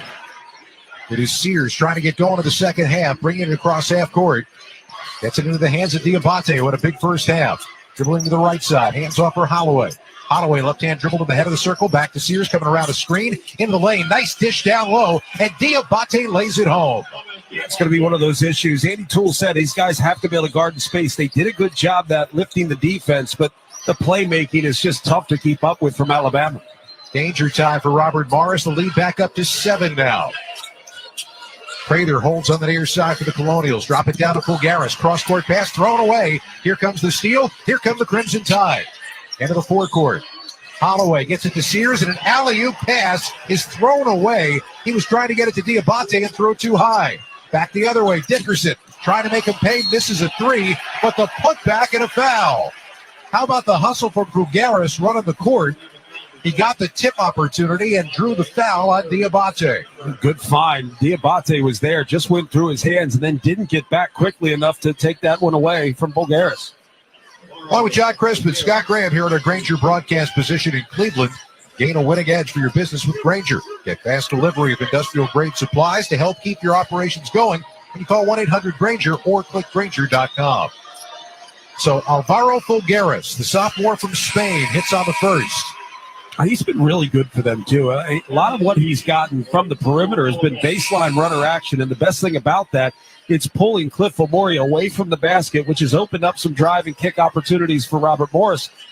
Almost so much as they're taking a little bit more control of this game than we realize. Far more shots in possession for Robert Morris, too. He is nicknamed El Pulpo Fol, translated to the octopus, and that's what he looked like on that putback attempt. It's on his second. I thought you were going to ask if I knew what that meant. No, I wasn't going to test you again. Appreciate it. You told me you didn't want to be tested. I'm not testing you. I would not have gone with the octopus on that one. Bulgaris comes out of the game, and Ismail Plett comes in to replace him now. 51-46, Alabama. 14:45 to go as the Crimson Tide bring it across half court. On the drive, Holloway into the lane, shot up good. He got one quick step on Plett, beat him right to the basket.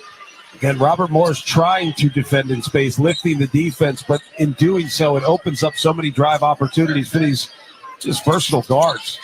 Woods head of the circle with the dribble, dropping it down to Plett on the block. He's got a mismatch down there with Sears. Trying to take him inside, and a double team comes over, and Amori with the big hand steals the basketball. Here comes Sears back the other way for Alabama. Leaves it up on top for Amori, who makes the catch, throws back out, and it's intercepted by Woods. Robert Morris back the other way with the turnover.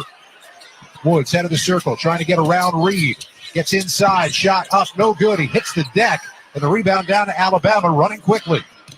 Youngblood, three-pointer in transition, no good. Rebound one-handed by Amarian Dickerson for Robert Morris. And this is where Robert Morris wants to just settle, slow down. A couple quick hitters for Alabama. They missed opportunities. Best to operate a little bit in the half court here. Down 7, the Colonials with the basketball. Smith takes it all the way to the right baseline. He's hemmed in there and has to get some help as he throws back out for Plett and then takes it back again on the right side. Shot clock down to 7. Smith looking for the screen. Got his screen. 4 on the timer. Driving into the lane, trying to throw through. And his pass to the corner was knocked over the end line. So Robert Morris is going to keep it, but they've only got a second and a half left to shoot as they'll inbound from the far baseline. And again, you always have to watch out of bounds underneath. Always watch the guys that set the best screens. They're typically the ones that get open the most.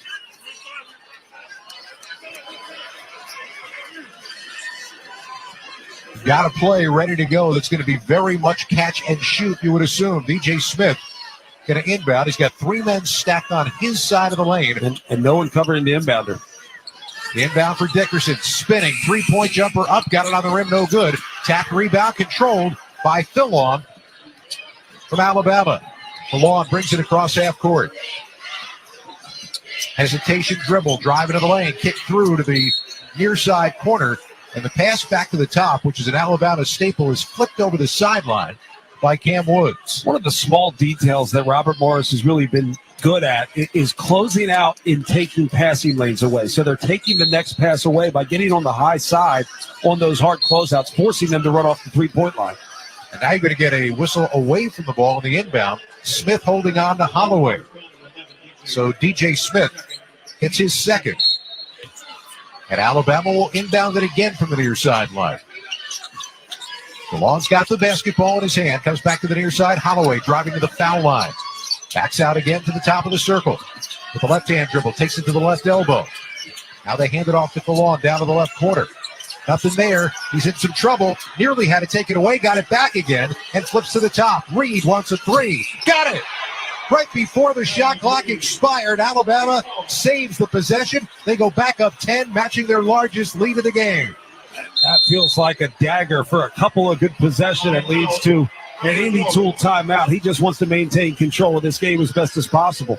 Andy Toole wanted to play a half-court game with this team, but be careful of what you wish for. Yeah, this is an Alabama team that they can do it both in the half court and in full court. And where they make their runs is ultimately when they get up and down the floor. Timeout on the floor with 12:39 left to play here in Cleveland. It's Alabama 56, Robert Morris 46. You're listening to the men's basketball tournament on the Westwood One NCAA Radio Network.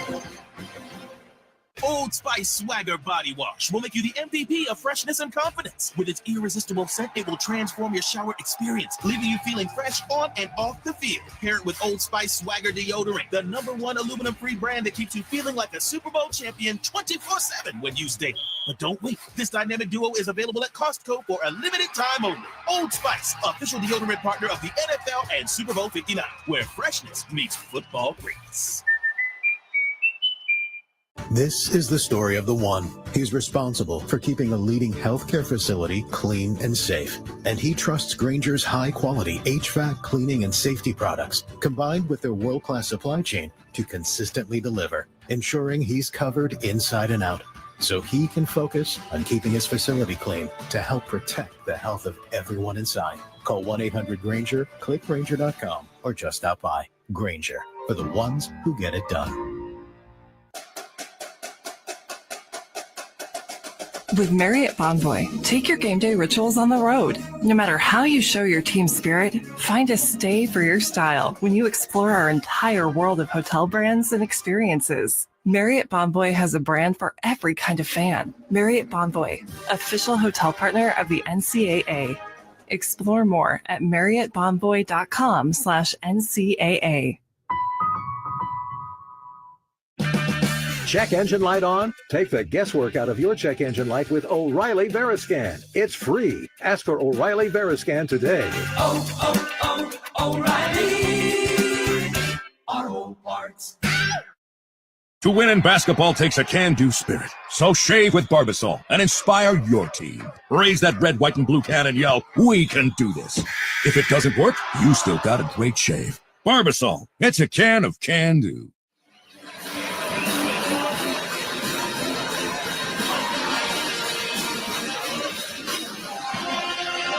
Let's check the attendance, sponsored by Uber Eats. Uber Eats is delivering game day deals from hundreds of your local favorites all week. Order now on Uber Eats. Product availability varies by region. See app for details. There are 19,432 in attendance here in Cleveland. That, as my old friend Whitey Ashburn used to say, don't these people have jobs? I mean, look, they'd be at home watching or listening it anyway. It's great to see the attendance. It's great to have a feel that we have in this arena at Rocket Arena right now. When I lived in Los Angeles, I felt like I said that every day, though. Don't these people have jobs? Game feels like it's at a tipping point right now. 12:39 left to go. Alabama by 10. It's the first bit of sense of urgency that I felt from Andy Toole and that Robert Morris bench. That's why he took the timeout. Let's see how they come out now with the basketball. Cam Woods in between the circles, looking up at the shot clock. Drops it down left side for Fulgaris. Alley-oop off Dickerson. Taps it home and gets the foul. If you're going to answer, that's a good way to start. A chance at a three-point play for Amarian Dickerson. Feels like a four-guard lineup. I know Reed's out on the floor for Alabama. You got Cliff Amori, but feels like a smaller lineup for Alabama. Good action, little lob over the top. And Dickerson's been really good in this contest. Both sides of the ball, but also really aggressive on the offensive and defensive glass. So Dickerson, a 69% shooter, can cap off the three-point play. He has been the leading scorer for this team. 15 points on the day today for the junior. And junior college transfer from Mineral Area College, which I first heard of when Arthur Agee went there at the end of Hoop Dreams. I think I just heard of it right now. Missed on the front on the chance of the three-point play, and the rebound down for Alabama. Leading it by 8 with the basketball. Holloway, left side of the lane. He is bothered. They are right in his chest. Driving and throwing through, and it's stolen away by Dickerson, who anticipated the pass through the lane.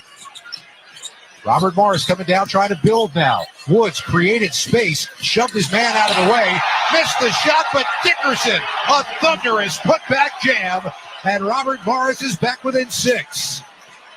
Sears quickly into the forecourt. Now to the right corner, three-pointer no good for Holloway. A Robert Morris rebound. Here come the Colonials again. Woods head of the circle for Dickerson, the hot hand, a three-pointer. Shot no good. Big offensive rebound for Fulgaris. Back to Dickerson, who drives, Euro step, shot. Oh, my goodness. He hit it. 4-point ball game, 56-52. Sears trying to answer a three. That shot no good. Fulgaris with the rebound. The run right now belongs to Robert Morris. 11:09 left to play. The Colonials trying to close further. Where are you going? Of course, you're going to Dickerson. He's red hot. Working on Sears from the right side. Lost the basketball in his hand and picked it back up. Bounce pass for Woods. Tried an alley-oop. Ill-advised. Ball knocked away. And now Woods trying to make up for his mistake. Chases Reed down from behind and gets called for a reach-in foul at transition. But how about the run initiated by Dickerson? His motor is probably the highest on the floor. That's what's giving him the advantage. But the Euro step, go to the left side of the basket, finish with the right hand, extended little English to get it off the glass. That was high level. The current run right now is Amarian Dickerson 6, Alabama nothing. And that has brought Robert Morris right back in it. Timeout with 10:53 left to play. It's Alabama 56, Robert Morris 52. You're listening to the men's basketball tournament on the Westwood One NCAA Radio Network. Something amazing is happening. Despite a citywide blackout, this company is still up and running. That's because CDW deployed and managed a cost-effective Eaton Triplite Series Smart Pro UPS to safeguard equipment easily and reliably. Keep the power on and protect your IT equipment from electrical challenges. Triplite by Eaton and CDW. Make amazing happen. Find out more at cdw.com/triplite. I had the worst dream last night. You were in a car crash and the kids and I were on our own. We had to move out of the house because I couldn't afford it anymore. That's awful, hon. My brother got life insurance from Ethos and it only took 10 minutes. And he got $2 million in coverage for around $2 a day. It's all online. No medical exam. He just answered a few health questions right from his house. Ethos, here we come. Visit ethos.com/score. Ethos.com/score. Sample Rate is a 10-year term life policy for 35-year-old healthy, non-smoking male. Billed monthly. In the face of uncertainty, some things remain steady, like the Cummins 2027 X15, built on 25 plus years of experience and delivering up to 4% better fuel efficiency in a weight-neutral system. The X15 gives you the strength to move forward fearlessly and confidence that no matter the obstacle, you can and will rise above it. The 2027 X15, forever rising. Estimates based on preliminary testing. Individual results may vary. Your business needed to hire someone yesterday. How can you find amazing candidates fast? Easy. Just use Indeed. With Indeed Sponsored Jobs, your post jumps to the top of the page for relevant candidates so you can reach the people you want faster. According to Indeed data, sponsored jobs posted directly on Indeed have 45% more applications than non-sponsored jobs. Plus, with Indeed Sponsored Jobs, there are no monthly subscriptions, and you only pay for results. Start at Indeed.com/credit.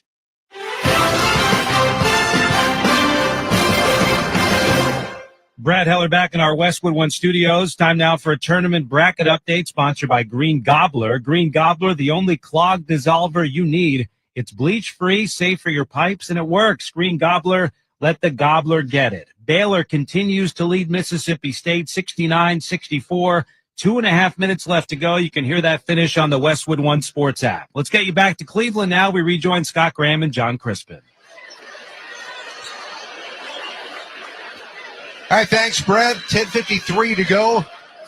56-52. Alabama, the number 2 seed in the East, has seen their lead trimmed to 4 on a 6-0 run for Robert Morris, the 15th seed before the timeout. How about 13 offensive rebounds for Robert Morris versus 2 for Bama? 13 second chance points for Robert Morris versus 2 for Alabama.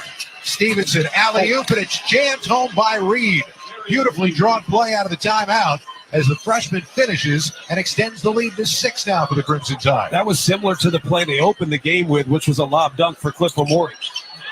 Bulgaris holding right elbow, goes in on Reed, and now you're going to get a held ball. Possession arrow belongs to Robert Morris. Bulgaris tried to bully his way in, but Reed is 6'8", 220, and he wasn't given any ground. They both had claim to the basketball, and Robert Morris will inbound it from the far baseline. Bulgaris made a good read, understanding that Reed was switching with guards at times. He thought he'd slip that. There's DJ Smith in traffic, gets to Dickerson, the hot hand.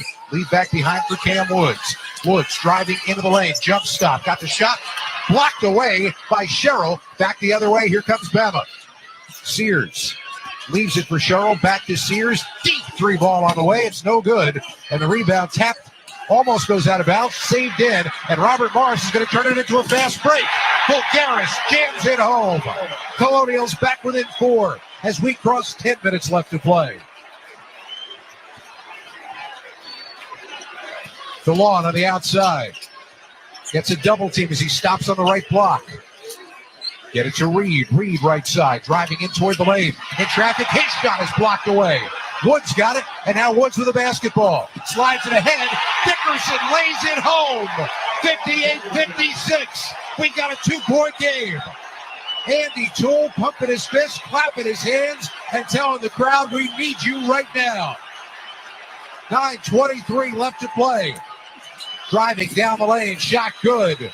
Aiden Sherrill on a pick and roll. Beautifully done by Alabama to get it back to a 4-point game. And if this doesn't tell you about urgency, Grant Nelson, for the first time in a long time, checking into the game. Grant Nelson dealing with a leg injury, has been a starter for this team. He's going to check in at the next whistle. In the lane, Omajapo hits on a turnaround. Robert Morris is not going away. That, to me, is a huge statement about how much they respect what Robert Morris is doing right now. Sears drops one down low, and a shot good in the foul. Great body control for Aiden Sherrill again. For the first time in this game, you can feel the urgency from the Alabama bench, so much so that they need to get Grant Nelson in this game, find some stability. And Grant Nelson, with a brace on his left knee and a sleeve covering his left leg, checks in. Now, the Alabama fans are cheering like, yay, he's playing, but I think they should be cheering if he doesn't have to. I think that was the approach all along, was they wouldn't need him, but Robert Morris has earned it to this point. Sherrill, not a good free throw shooter. 51% on the year. Misses it badly. Rebound ripped down by Robert Morris. And now look who made an impact. Grant Nelson initiates a steal. Another try for Alabama. Holloway a three. That one won't go. And a push on the rebound on Sherrill into the back of the Robert Morris player who had established position. It's going to go back the other way now to Robert Morris. Be a VIP at the men's Final Four in San Antonio with the NCAA Experience official ticket and hospitality packages. Official NCAA hospitality includes live entertainment, upscale food stations and beverages, appearances by NBA legends, and much more. To be a VIP at the men's Final Four in San Antonio, visit ncaa.com/VIP. 8:25 to go. Robert Morris with a basketball. Behind the back pass up on top, and driving in is Dickerson. He got caught in midair, throws through to the near side for Prather. Prather back to Dickerson, and a three ball is around and out, no good. Big offensive rebound, and the putback by Bulgaris. 2-point game, 62-60. Sears quickly back the other way, and his layup is good. Robert Morris couldn't get back and set defensively. Well, Sears attacked the side Grant Nelson is on, and Dickerson wasn't going to help off, so the paint was wide open. 4-point game, 7:50 to go. Woods with the ball in his hand. Drops it down low for Dickerson. He's fouled, hit the shot, and he's got a chance at a three-point play. Robert Morris is feeling it right now. This is the one thing you do not want to allow if you're Alabama. That is confidence and energy. It's all in this building favoring Robert Morris. Every piece of March Madness drama has a feel that's exactly like this one right now here in Cleveland. 7:44 left to go. Robert Morris will be shooting to get within one for the foul line when we come back. Alabama 64, Robert Morris 62, 7:44 to play. You're listening to the men's basketball tournament on the Westwood One NCAA Radio Network. It's Power Torque Tools DIY days at O'Reilly Auto Parts. Lifetime guaranteed Power Torque professional hand tools only at O'Reilly Auto Parts. O'Reilly Auto Parts. Ball above all. Am I right, y'all? Any questions? Professor, NCAA Division I women's basketball is back. Are we ready? You prepared to get loud, rep your squad, get your players hyped up to go all the way to the ship? Oh, you're ready. March Madness. Attendance is encouraged. Passion is mandatory. Buy your seats today at ncaa.com/WBB tickets. It's time for basketball, and Uber Eats is dropping deals on game day favorites to keep you locked in on the action. Like when you're craving a buzzer beater, but also buffalo wings. Or when an upset makes you want to ugly cry into a pizza. And right now, Uber Eats has game day deals from McDonald's, Popeyes, Pizza Hut, Wendy's, and hundreds more local favorites. So you can keep your eyes on the ball and your hands on a hamburger. Order now, only on Uber Eats. Product availability varies by region. See app for details. Confidence is knowing you're ready to handle whatever comes your way. That's what it feels like to take on your workday with Cintas. They make sure your AEDs are up to date, your fire extinguishers are tested and inspected, your floor mats are cleaned and delivered, and your workwear looks good, feels good, and is freshly laundered with the Cintas Apparel Plus program. So are you ready to take on today? Visit Cintas.com and get ready for the workday. So, your small business is outgrowing your garage. You could go online, find a space, and get catfished. Or you could work with an agent who's a realtor, here to guide and help protect you from the surprises you didn't see coming. Realtors are members of the National Association of Realtors. Right by you. Let's check the tournament summary, sponsored by Marriott Bonvoy. Take your game day rituals on the road with Marriott Bonvoy. Over 30 hotel brands for every kind of fan. Explore more at marriottbonvoy.com/NCAA. Top 4 seeds, 8-0 in this year's tournament. A number 2 seed, St. John's, won by 30 last night. Largest NCAA tournament win in school history. This number 2 seed, I dare say, is not going to win by 30. Let's see if they win the game first. Alabama over number 15 seed Robert Morris, 64-62, 7:44 to go. And Amarian Dickerson, who is having a game today, at the line trying to cap off a 3-point play. It's one thing to allow a team to play with energy and high motor. That's what Dickerson brings. But what Alabama has allowed is belief for Robert Morris, and that's ultimately what makes him most dangerous. Dickerson at the line. Shot is good. He is red hot. He's got 24, 3 shy of his career high that came earlier this year. 7:40 to go. We've got a 1-point ball game. Alabama into the forecourt. Here comes Sears. Euro step shot. Blocked by Dickerson. He came flying from another county and sent it over the end line with authority. And that was a row 6-7 type of block. A volleyball spike. And again, you just feel the electricity in this building, all favoring Robert Morris. Anybody that's not wearing Alabama is in favor of Robert Morris. Robert Morris is single-season shot block leader and 11th best in Division I. He gets almost 2.5 per game. That's one they're going to remember for a long time, especially if they win this game. Diabate takes the inbound now for Alabama, driving into the lane. Left-handed shot on the rim, won't go. Rebound tapped out, and here comes Robert Morris on the run. Woods waits for reinforcements to arrive. With the ball on his right hip.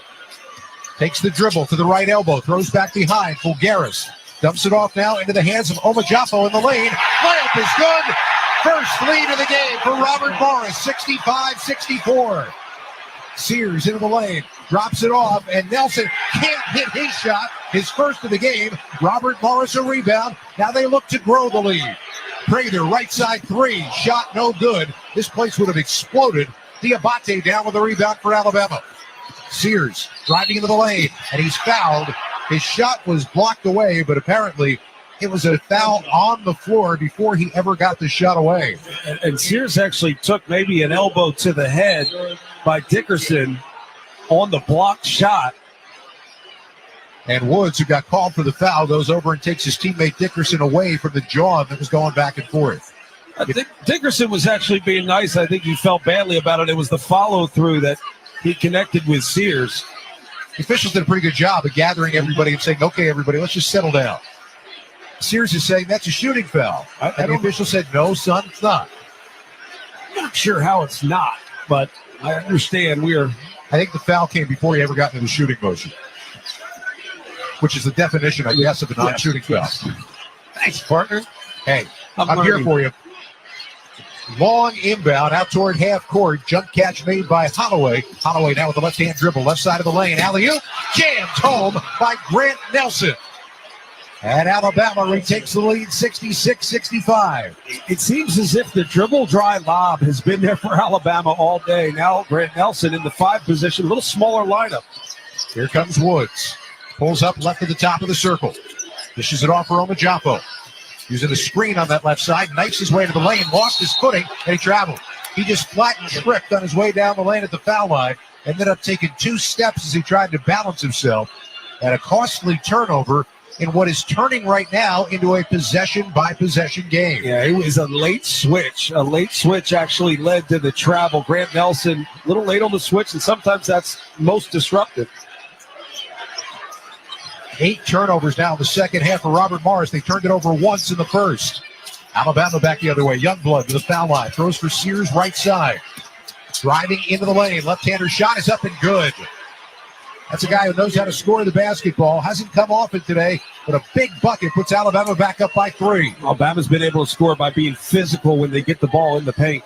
Sears just 4 for 11 from the floor, but he's got a double-double. He's got 10 assists. Cam Woods back the other way.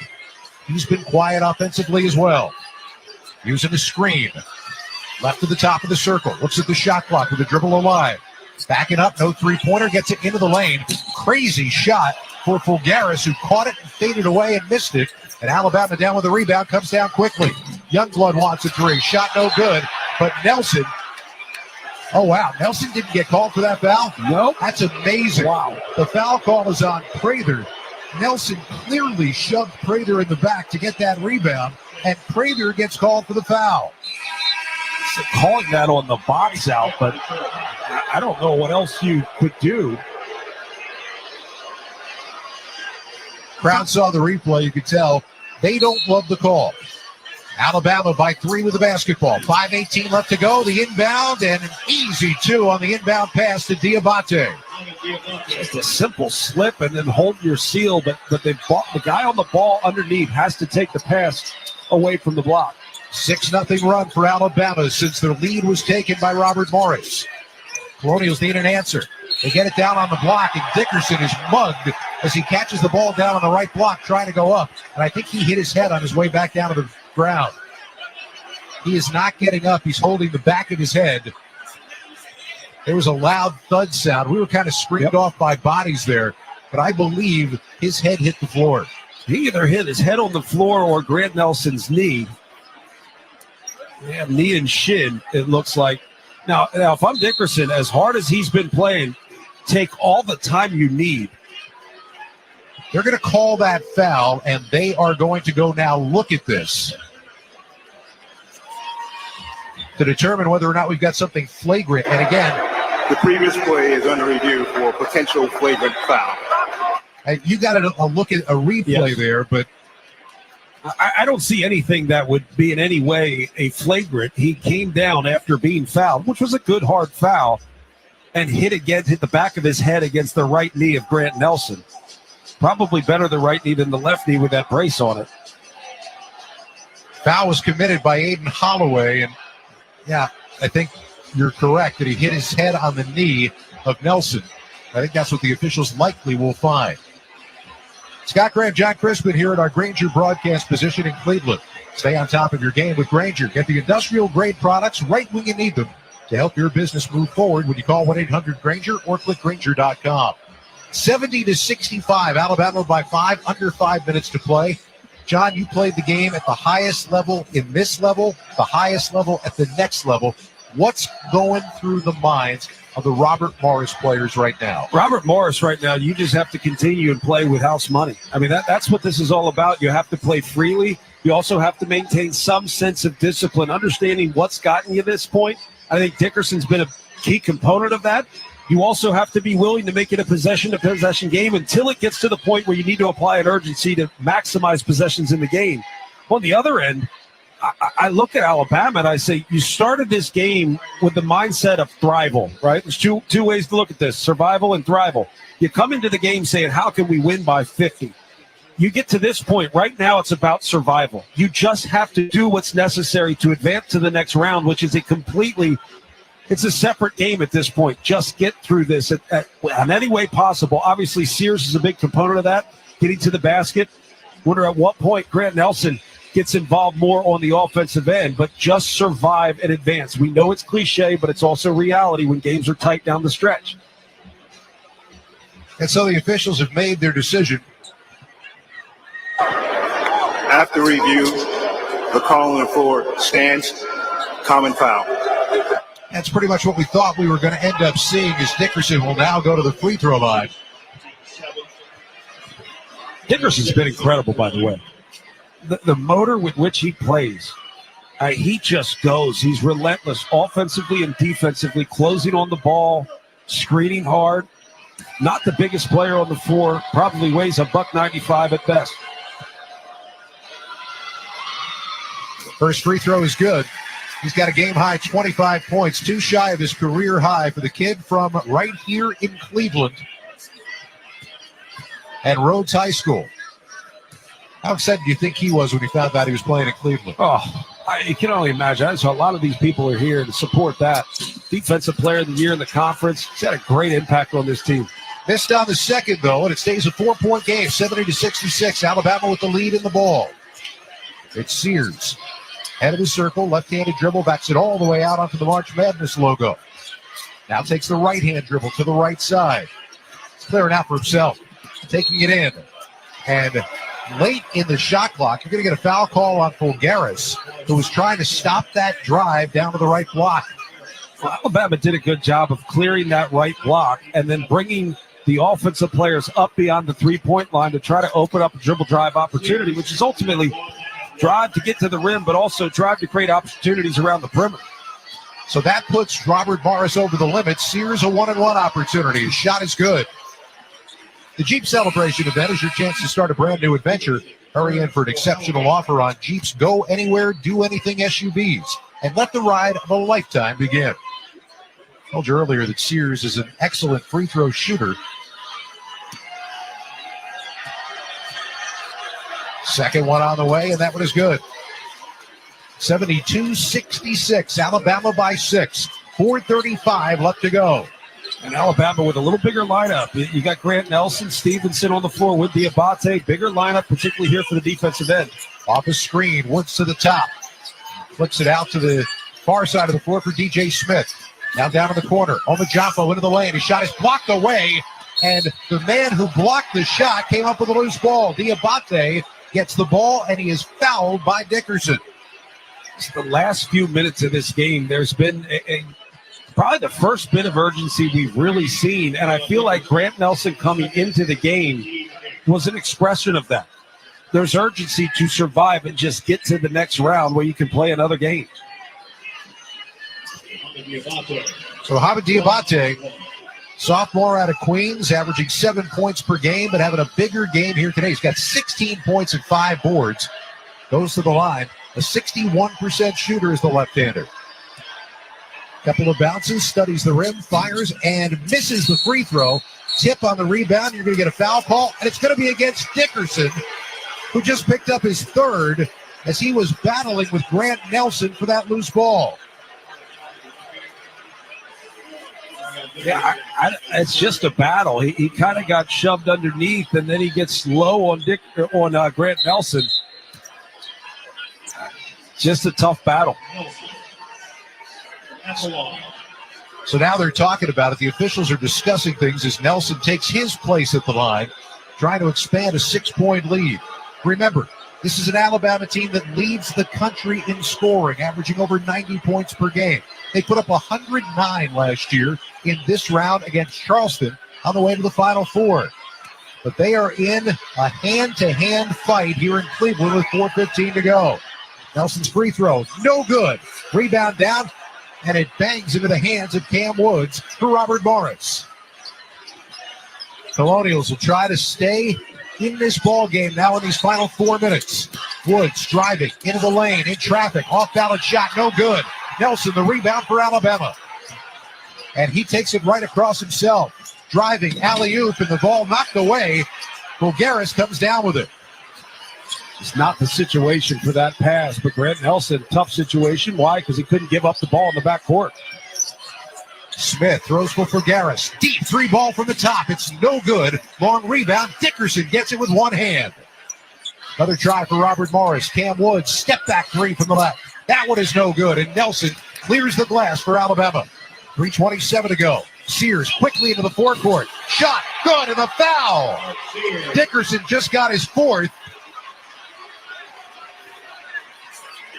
And that means an opportunity at a three-point play for Alabama. And don't look now. They've got a chance to extend this lead to 9 when we come back on a 10-1 run. And a really smart play by Mark Sears. In the open transition, he goes into the body of Dickerson, who doesn't want to pick up that foul, and then the physicality to finish through contact. 3 minutes, 24 seconds to go here in Cleveland. It's Alabama 74, Robert Morris 66. You're listening to the men's basketball tournament on the Westwood One NCAA Radio Network. And that is why many of the greatest feats of fandom require you to be on your feet. Any questions? Professor, NCAA men's basketball is back. Are we ready? You prepared to show up, show out, give it 110 from tip to the final buzzer? Oh, you're ready. March Madness. Attendance is encouraged. Passion is mandatory. Buy your seats today at ncaa.com/MVB tickets. This is the story of the one. He's responsible for keeping a leading healthcare facility clean and safe. And he trusts Grainger's high-quality HVAC cleaning and safety products, combined with their world-class supply chain, to consistently deliver, ensuring he's covered inside and out, so he can focus on keeping his facility clean to help protect the health of everyone inside. Call 1-800-GRAINGER, click Grainger.com, or just stop by. Grainger, for the ones who get it done. So, you want to buy a house. You could go online, do your research, find the dream listing, go see it, and get catfished. Back to the drawing board. More scheduling, more viewings, more, this doesn't even look like the photos. You could finally find one that does match the photos. Then comes the offer. Stress rush? Yep, make that 3. And here's the paperwork. Yep, never-ending paperwork. It's a lot, but you don't have to do it alone. Because there's an agent who's a realtor here to guide and help protect you as you find the home that's right for you. Realtors are members of the National Association of Realtors. Right by you. O'Reilly. If you're a do-it-yourselfer, don't miss Power Torque Tools DIY days at O'Reilly Auto Parts. Right now, save $20 on a Power Torque 248-piece mechanics tool set. O Rewards members get a $5 reward. Power Torque professional hand tools come with a lifetime guarantee. Visit your O'Reilly Auto Parts store or O'ReillyAuto.com. O'Reilly Auto Parts. Alabama, the number 2 seed in the East with an 8-point lead, 74-66 over Robert Morris, the 15th seed with 3:24 to go. Let's check some of the numbers, sponsored by GoodRx. Check GoodRx for simple, smart savings on weight loss medications and other prescriptions at GoodRx.com. Alabama's got 24 assists on 32 field goals. They've outscored Robert Morris 36-10 off the bench. Maybe the biggest number right now, though, is Robert Morris is 0 for their last 6 and doesn't have a field goal in the last 3 minutes and 46 seconds. That's why Bama's got themselves a 10-1 run right now, and they are trying to put the final touches on this game with 3:24 to go. I think the survival focus ultimately brings urgency, and it was an urgency that was lacking through most of this game for Alabama. Sears' free throw is good, caps off the 3-point play. 9-point lead. That's just one shy of their biggest of the game for Alabama. Does Robert Morris have one more run in them? Here's Woods into the forecourt for Fulgaris. Right side along the baseline. Into the lane, dumps it off, and a turnaround shot is good by Omajapo, who snuck in from the weak side. Great play by Fulgaris in terms of working in the post. Backcourt pressure now from Robert Morris as we cross 3 minutes left to go in the ballgame. Youngblood.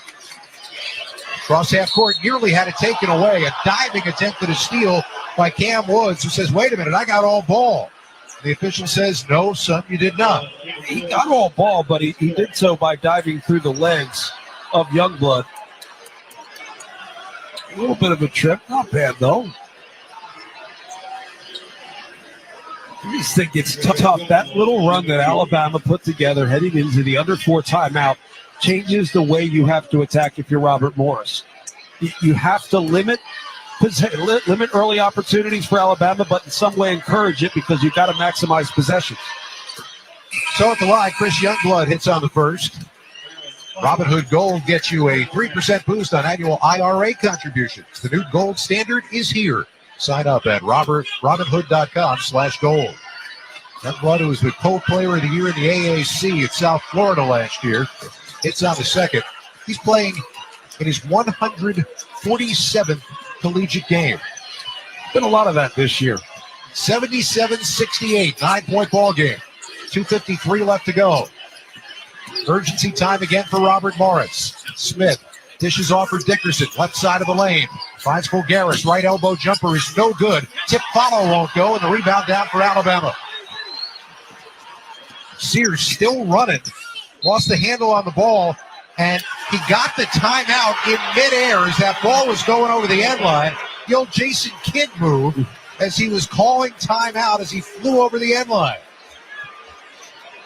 Robert Morris can't believe it, but Alabama's going to keep the possession. Timeout on the court, 2:35 to go. Alabama 77, Robert Morris 68.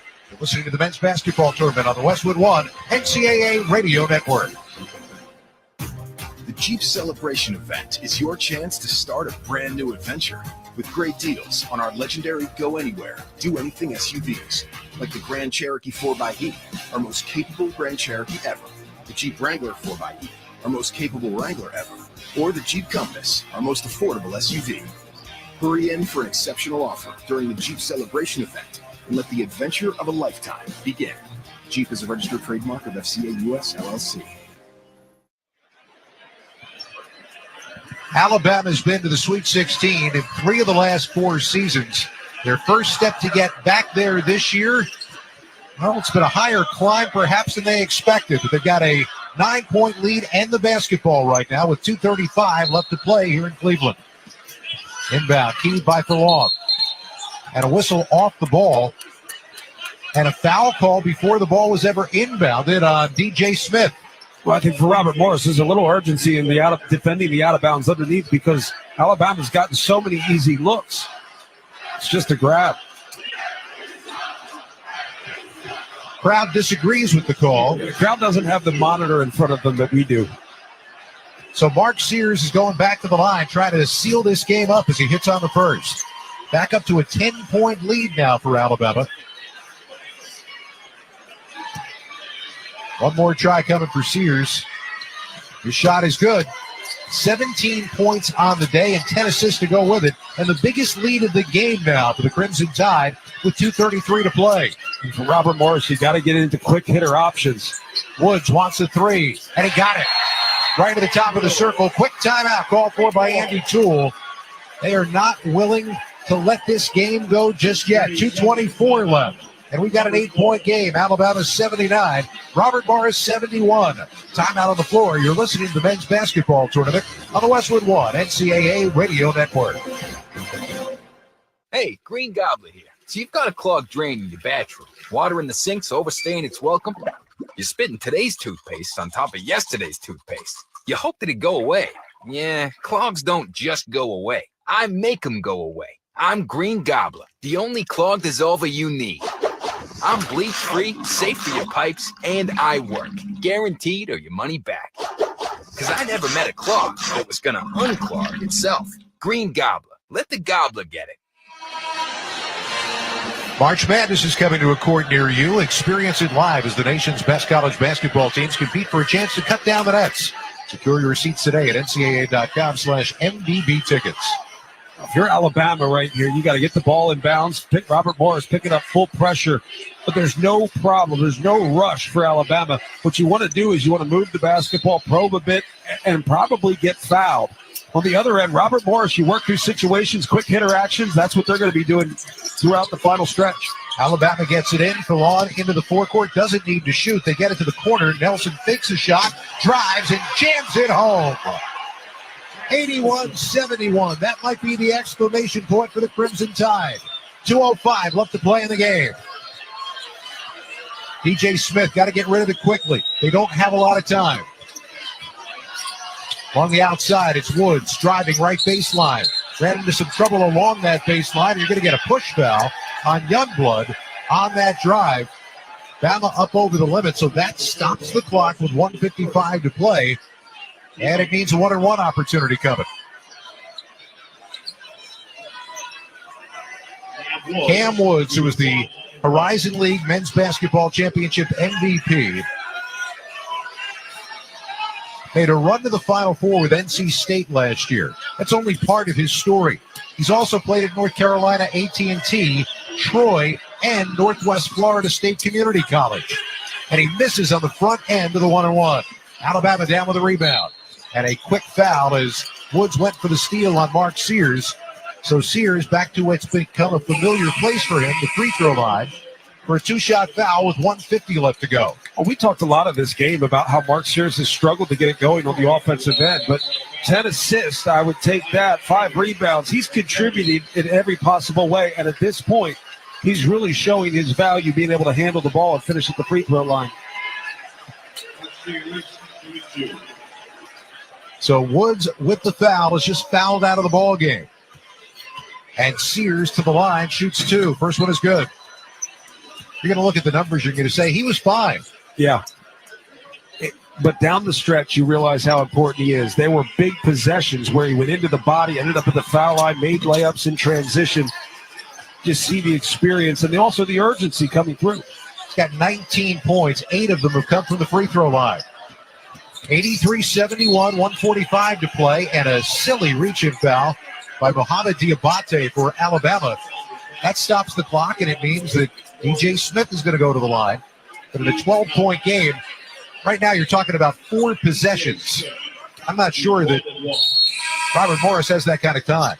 Watching the replay, DJ Smith did a good job selling that one. He actually he's going to the right, put his left arm around Diabate and kind of drug him with him, taking him off balance and made it look like a worse foul than it really was.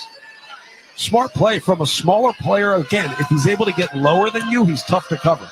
Smith is 1 for 2 from the line today, and his free throw is good. DJ Smith, as we said, came over from Bowling Green. 15 double-figure scoring games. He had the ball in his hands a lot in the first half. 6 points on the game for the smallest guy on the floor, listed at 6 foot, but there's no way. Next one is up, and that one is good. That's the case. I'm 6'4". And a quick timeout called for by Andy Toole. But his team is down 10 with 1:46 to play. You're listening to the men's basketball tournament of the Westwood One NCAA Radio Network. Lowe's knows what makes SpringFest savings even better are member-only doorbuster deals. Right now, Rewards members can save $40 on an Allen & Roth Chesler Gold faucet. Was $99, now $59. Plus, save $110 on a Cobalt 40-volt battery trimmer and blower combo kit. Was $279, now $169. Lowe's, we help, you save. Valid through 3/24 while supplies last. Program subject to terms and conditions. Details at lowes.com/terms. Subject to change. Today's broadcast of the 2025 NCAA Men's Basketball Tournament on the Westwood One NCAA Radio Network is intended solely for the private, non-commercial use of our audience. Any reproduction, retransmission, or other use of this broadcast without the express written consent of the NCAA and Westwood One is strictly prohibited. Robert Morris, 26 wins on the season, tying a program record. Came into today winners of 10 in a row. So they've got a lot of ground to make up now with 1:46 to play, trailing 83-73 against the number 2 seed in the East, Alabama. This after igniting this crowd in Cleveland by taking their lone lead in this game. About 8 minutes left to go. Yeah, there's plenty of time left to play, but you always wonder what this type of game does for the 2 seed. Right? Does it wake you up and apply urgency early on in this tournament? Does it make you prepare in a different way, or do you lose a little confidence? Inbound comes into the hands of Sears. Here comes a double team. He falls through it and gets called for a traveling violation. Once again, Dickerson there. Dickerson for Robert Morris has just been absolutely everywhere. By far the best player on the floor, but most importantly, the most impactful player on the floor. So the door, window, or whatever it is that you call it, cracks open just a little bit now in a 10-point game with 1:43 left, as the Colonials of Robert Morris will inbound from the near sideline. Their top scorer, Cam Woods, is fouled out of the game. Here's Smith inside half court. He doesn't have time for this kind of dribbling. Throws it far side. Now they drive in. Dickerson's floater is up. It's no good. Alabama fights for the rebound, and Diabate outfights everybody for it, but throws it away. And now an easy 2 on the lay-in. Fulgaris to Omajapo. We've got an 8-point game. 1:22 left to go. And they played Grant Nelson a lot. This would be a time you'd want him in the game, but he needed the rest. Long full court pass off a couple of hands, knocked out of bounds, and they say it's Alabama ball. Whatever they say, they're probably going to look at it. Yep. Diabate and DJ Smith were fighting for it. Diabate is 6'7". DJ Smith, as we said before, in thick socks, is 6 feet tall.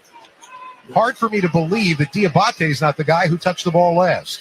And again, I go back to it. You got Cliff Omori on the floor. He's not the guy is who under really... review regarding the out of bounds.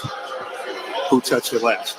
He's not the guy you want at the free throw line. Clearly, you want him for defensive purposes. But I think the biggest thing to point out is the fact that they had to bring Grant Nelson in And ultimately, he's had to play significant minutes where at this point, when you really need him the most, he needs the rest.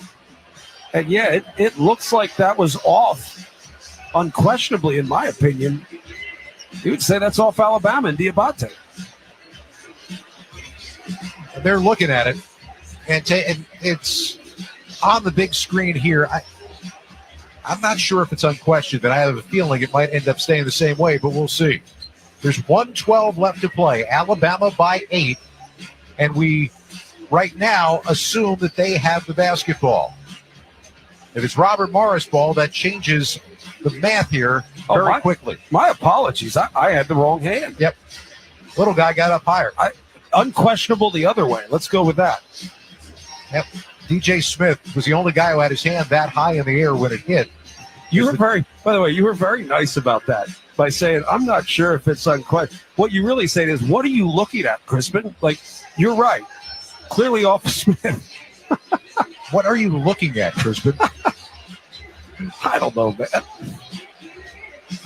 You sold me on Diabate was probably the one that touched it last because he's taller. I should have been a lawyer. It is indeed Alabama ball after they take a look. After review, the call on the floor of white ball is confirmed. I like that they're doing this, too, going to the microphone. Some officials certainly like it more than others, but it's good to let everybody know what's going on. I'll tell you what, back in his day, if our old friend Gene Steratore had that mic, he never would have given it up. No. Sorry, Gene. He's still good on the mic. He's terrific. On the inbound, Sears has it. They've got to foul him if they can't take it away. And Sears, keeping the possession alive, gets it to Nelson. Thought about a three, but all they've got to do is keep dribbling clock away. And they finally foul Nelson with 1:02 left to go. On that break there was good because it gave Nelson a little bit more time to breathe, catch himself. Wasn't sure whether he'd play or not. And Dickerson, who has played the best game of anyone on this floor, representing Robert Morris, a big hug from Andy Toole as he walks off with his 5th foul. What a game he has had. 25 points, 9 rebounds on the game. And he almost single-handedly brought them back and gave them the lead here in the second half. Nelson's first free throw is no good. 25 points, 11 of 22 from the field, 9 rebounds. He was everywhere in this game, and they're not even close without Dickerson. Grant Nelson's second is, that one is good. It hit the rim. It was falling out and then dropped back through to make it an 84-75 game. 62 seconds left to play now for Robert Morris to try to save their season. And an offense-defense substitution, bringing Cliff Omori in for Grant Nelson. Smith, long three-pointer shot, no good. Fight for the rebound. Diabate down with it. Sears with the ball in his hand. Alabama in full control now with 49 seconds left to play. Sears double-teamed in the forecourt, and he is fouled as he goes to the line. We'll pause 10 seconds for station identification. This is the Westwood One NCAA Radio Network, your home for the national championships.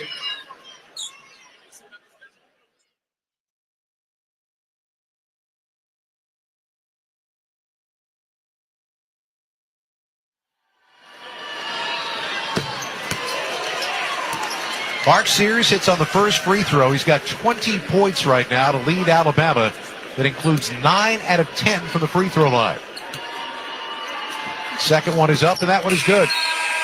They're on pace to become the first team in Division I history to average 20 or more twos, 10 or more threes, and 18 or more free throws per game.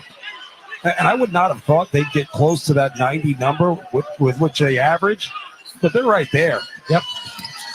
Smith into the forecourt with time running out on Robert Morris. Dishes off, and a bank shot is good for Fulgaris from in close. 86-77, 39 seconds left. And on the inbound, LeBaron Fillon gets fouled, so he'll walk it back down to the other end, and he'll shoot 2. Just can't say enough about how tightly contested this entire game has been. Right now, it feels like, we're just watching the last 38.3 tick down. But Robert Morris played a terrific game, and Andy Toole coached a really good game. The preparation for this Alabama team is not easy. There's a lot of trust in how you have to play Alabama. His poise has been really really good over there, and Dickerson's play you can't say enough about. Laud hits on the first. Yep. Andy Toole did the Penn Quakers proud today. Sure did. Graduated from Penn in 2003, played in the tournament for Penn in 2 years after transferring from Elon. Second free throw rims out, no good. 10-point ball game, 35 seconds to go. Long three-point jumper on the way for Prater is no good. Fight for the rebound. Diabate down with it. Lost the handle. It's not going to bounce off Robert Morris. I wonder if they're going to call off the Dogs now at 28 seconds in a 10-point game. At this point, it's a matter of just dribbling it out. So if you get it into the front court, you probably do. However, they did not. I don't think they wanted to. Fouls in the backcourt, and Sears, after dusting himself off and getting off the floor, is going to make the long walk back to the free throw line. Yeah, I don't think Andy Toole wanted that one, but I get, as a player, you fought so hard. You don't want the game to end. I don't care how much you're down. You don't want the game to end because you also understand what the end of the game represents for your program. Crowd from Robert Morris is chanting the name of the school, private university in Moon Township in Pittsburgh, as Sears misses the first. 3,800 undergraduates. They didn't have to come far. They brought a lot of people here. Cleveland is a less than 2-hour ride from Pittsburgh. They were well represented. The fans in the stands were rooting for the underdog. They got over the top in the second half, but couldn't hold it. Sears hits on the second, 88-77, 26 seconds left to go. It's also fair to point out that just the difference in resources between these programs. Obviously, you talk about the numbers in the school, but it's also the dollars. Smith just broke the ankles of Stevenson and stepped back and hit a three. Crowd enjoyed that. 19 seconds left. Alabama breaks the pressure. Diabate drive, shot up and good. 13 seconds to go. Guess what? Alabama's at 90. 90-80. Closing seconds of the ball game. Smith thought about a long three, and now they get it down inside, and Plutt gets his shot blocked with 1.6 left to go. Diabate called for the foul, says, wait a minute, that's a jump ball. And the official says, no, son, it's called a held ball, and it's not a held ball. Good call. I think you get it in there. At this point, you've got to know. You just get out of the way. And if it means Plutt gets a wide-open dunk, so be it. See, what you want to do is just nonsensically extend this game if you're Alabama, but how about them getting to that 90-point mark yet again? Grad student from the Netherlands. Plutt's just a 55% shooter. First one is no good. So the end of the road will come just a couple hours from home for Robert Morris. In these final 1.6 seconds, they played a gutty, gritty, great game. Hit on the second. That'll bring us to what will be our final score. Alabama dribbles the clock away, and after a very tough opening round game, their climb back toward the Final Four is intact. Alabama wins it 90-81 to survive and advance here in round number one in Cleveland. The most intriguing thing to me about this game was the urgency that came late, which ultimately it's an expression of respect for Robert Morris and how dangerous Alabama realized they were. At some point, Nate Oates realized Robert Morris was capable of winning this game. And because of that, they had to come in with Grant Nelson, which brought a little bit of stability, but also tells me he's going to be ready to go in the next round of play. Once again, with a towel over his head, Marion Dickerson comes over to salute the Robert Morris crowd. There's nothing but dejection right there for this team. But when it's all said and done, there is going to be nothing but pride for the way they played one of the best teams in the country here. Andy Toole saluting his crowd with applause as he brings his players over.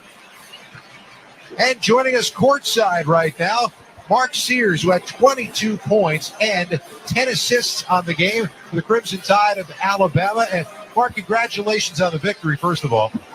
Thank you.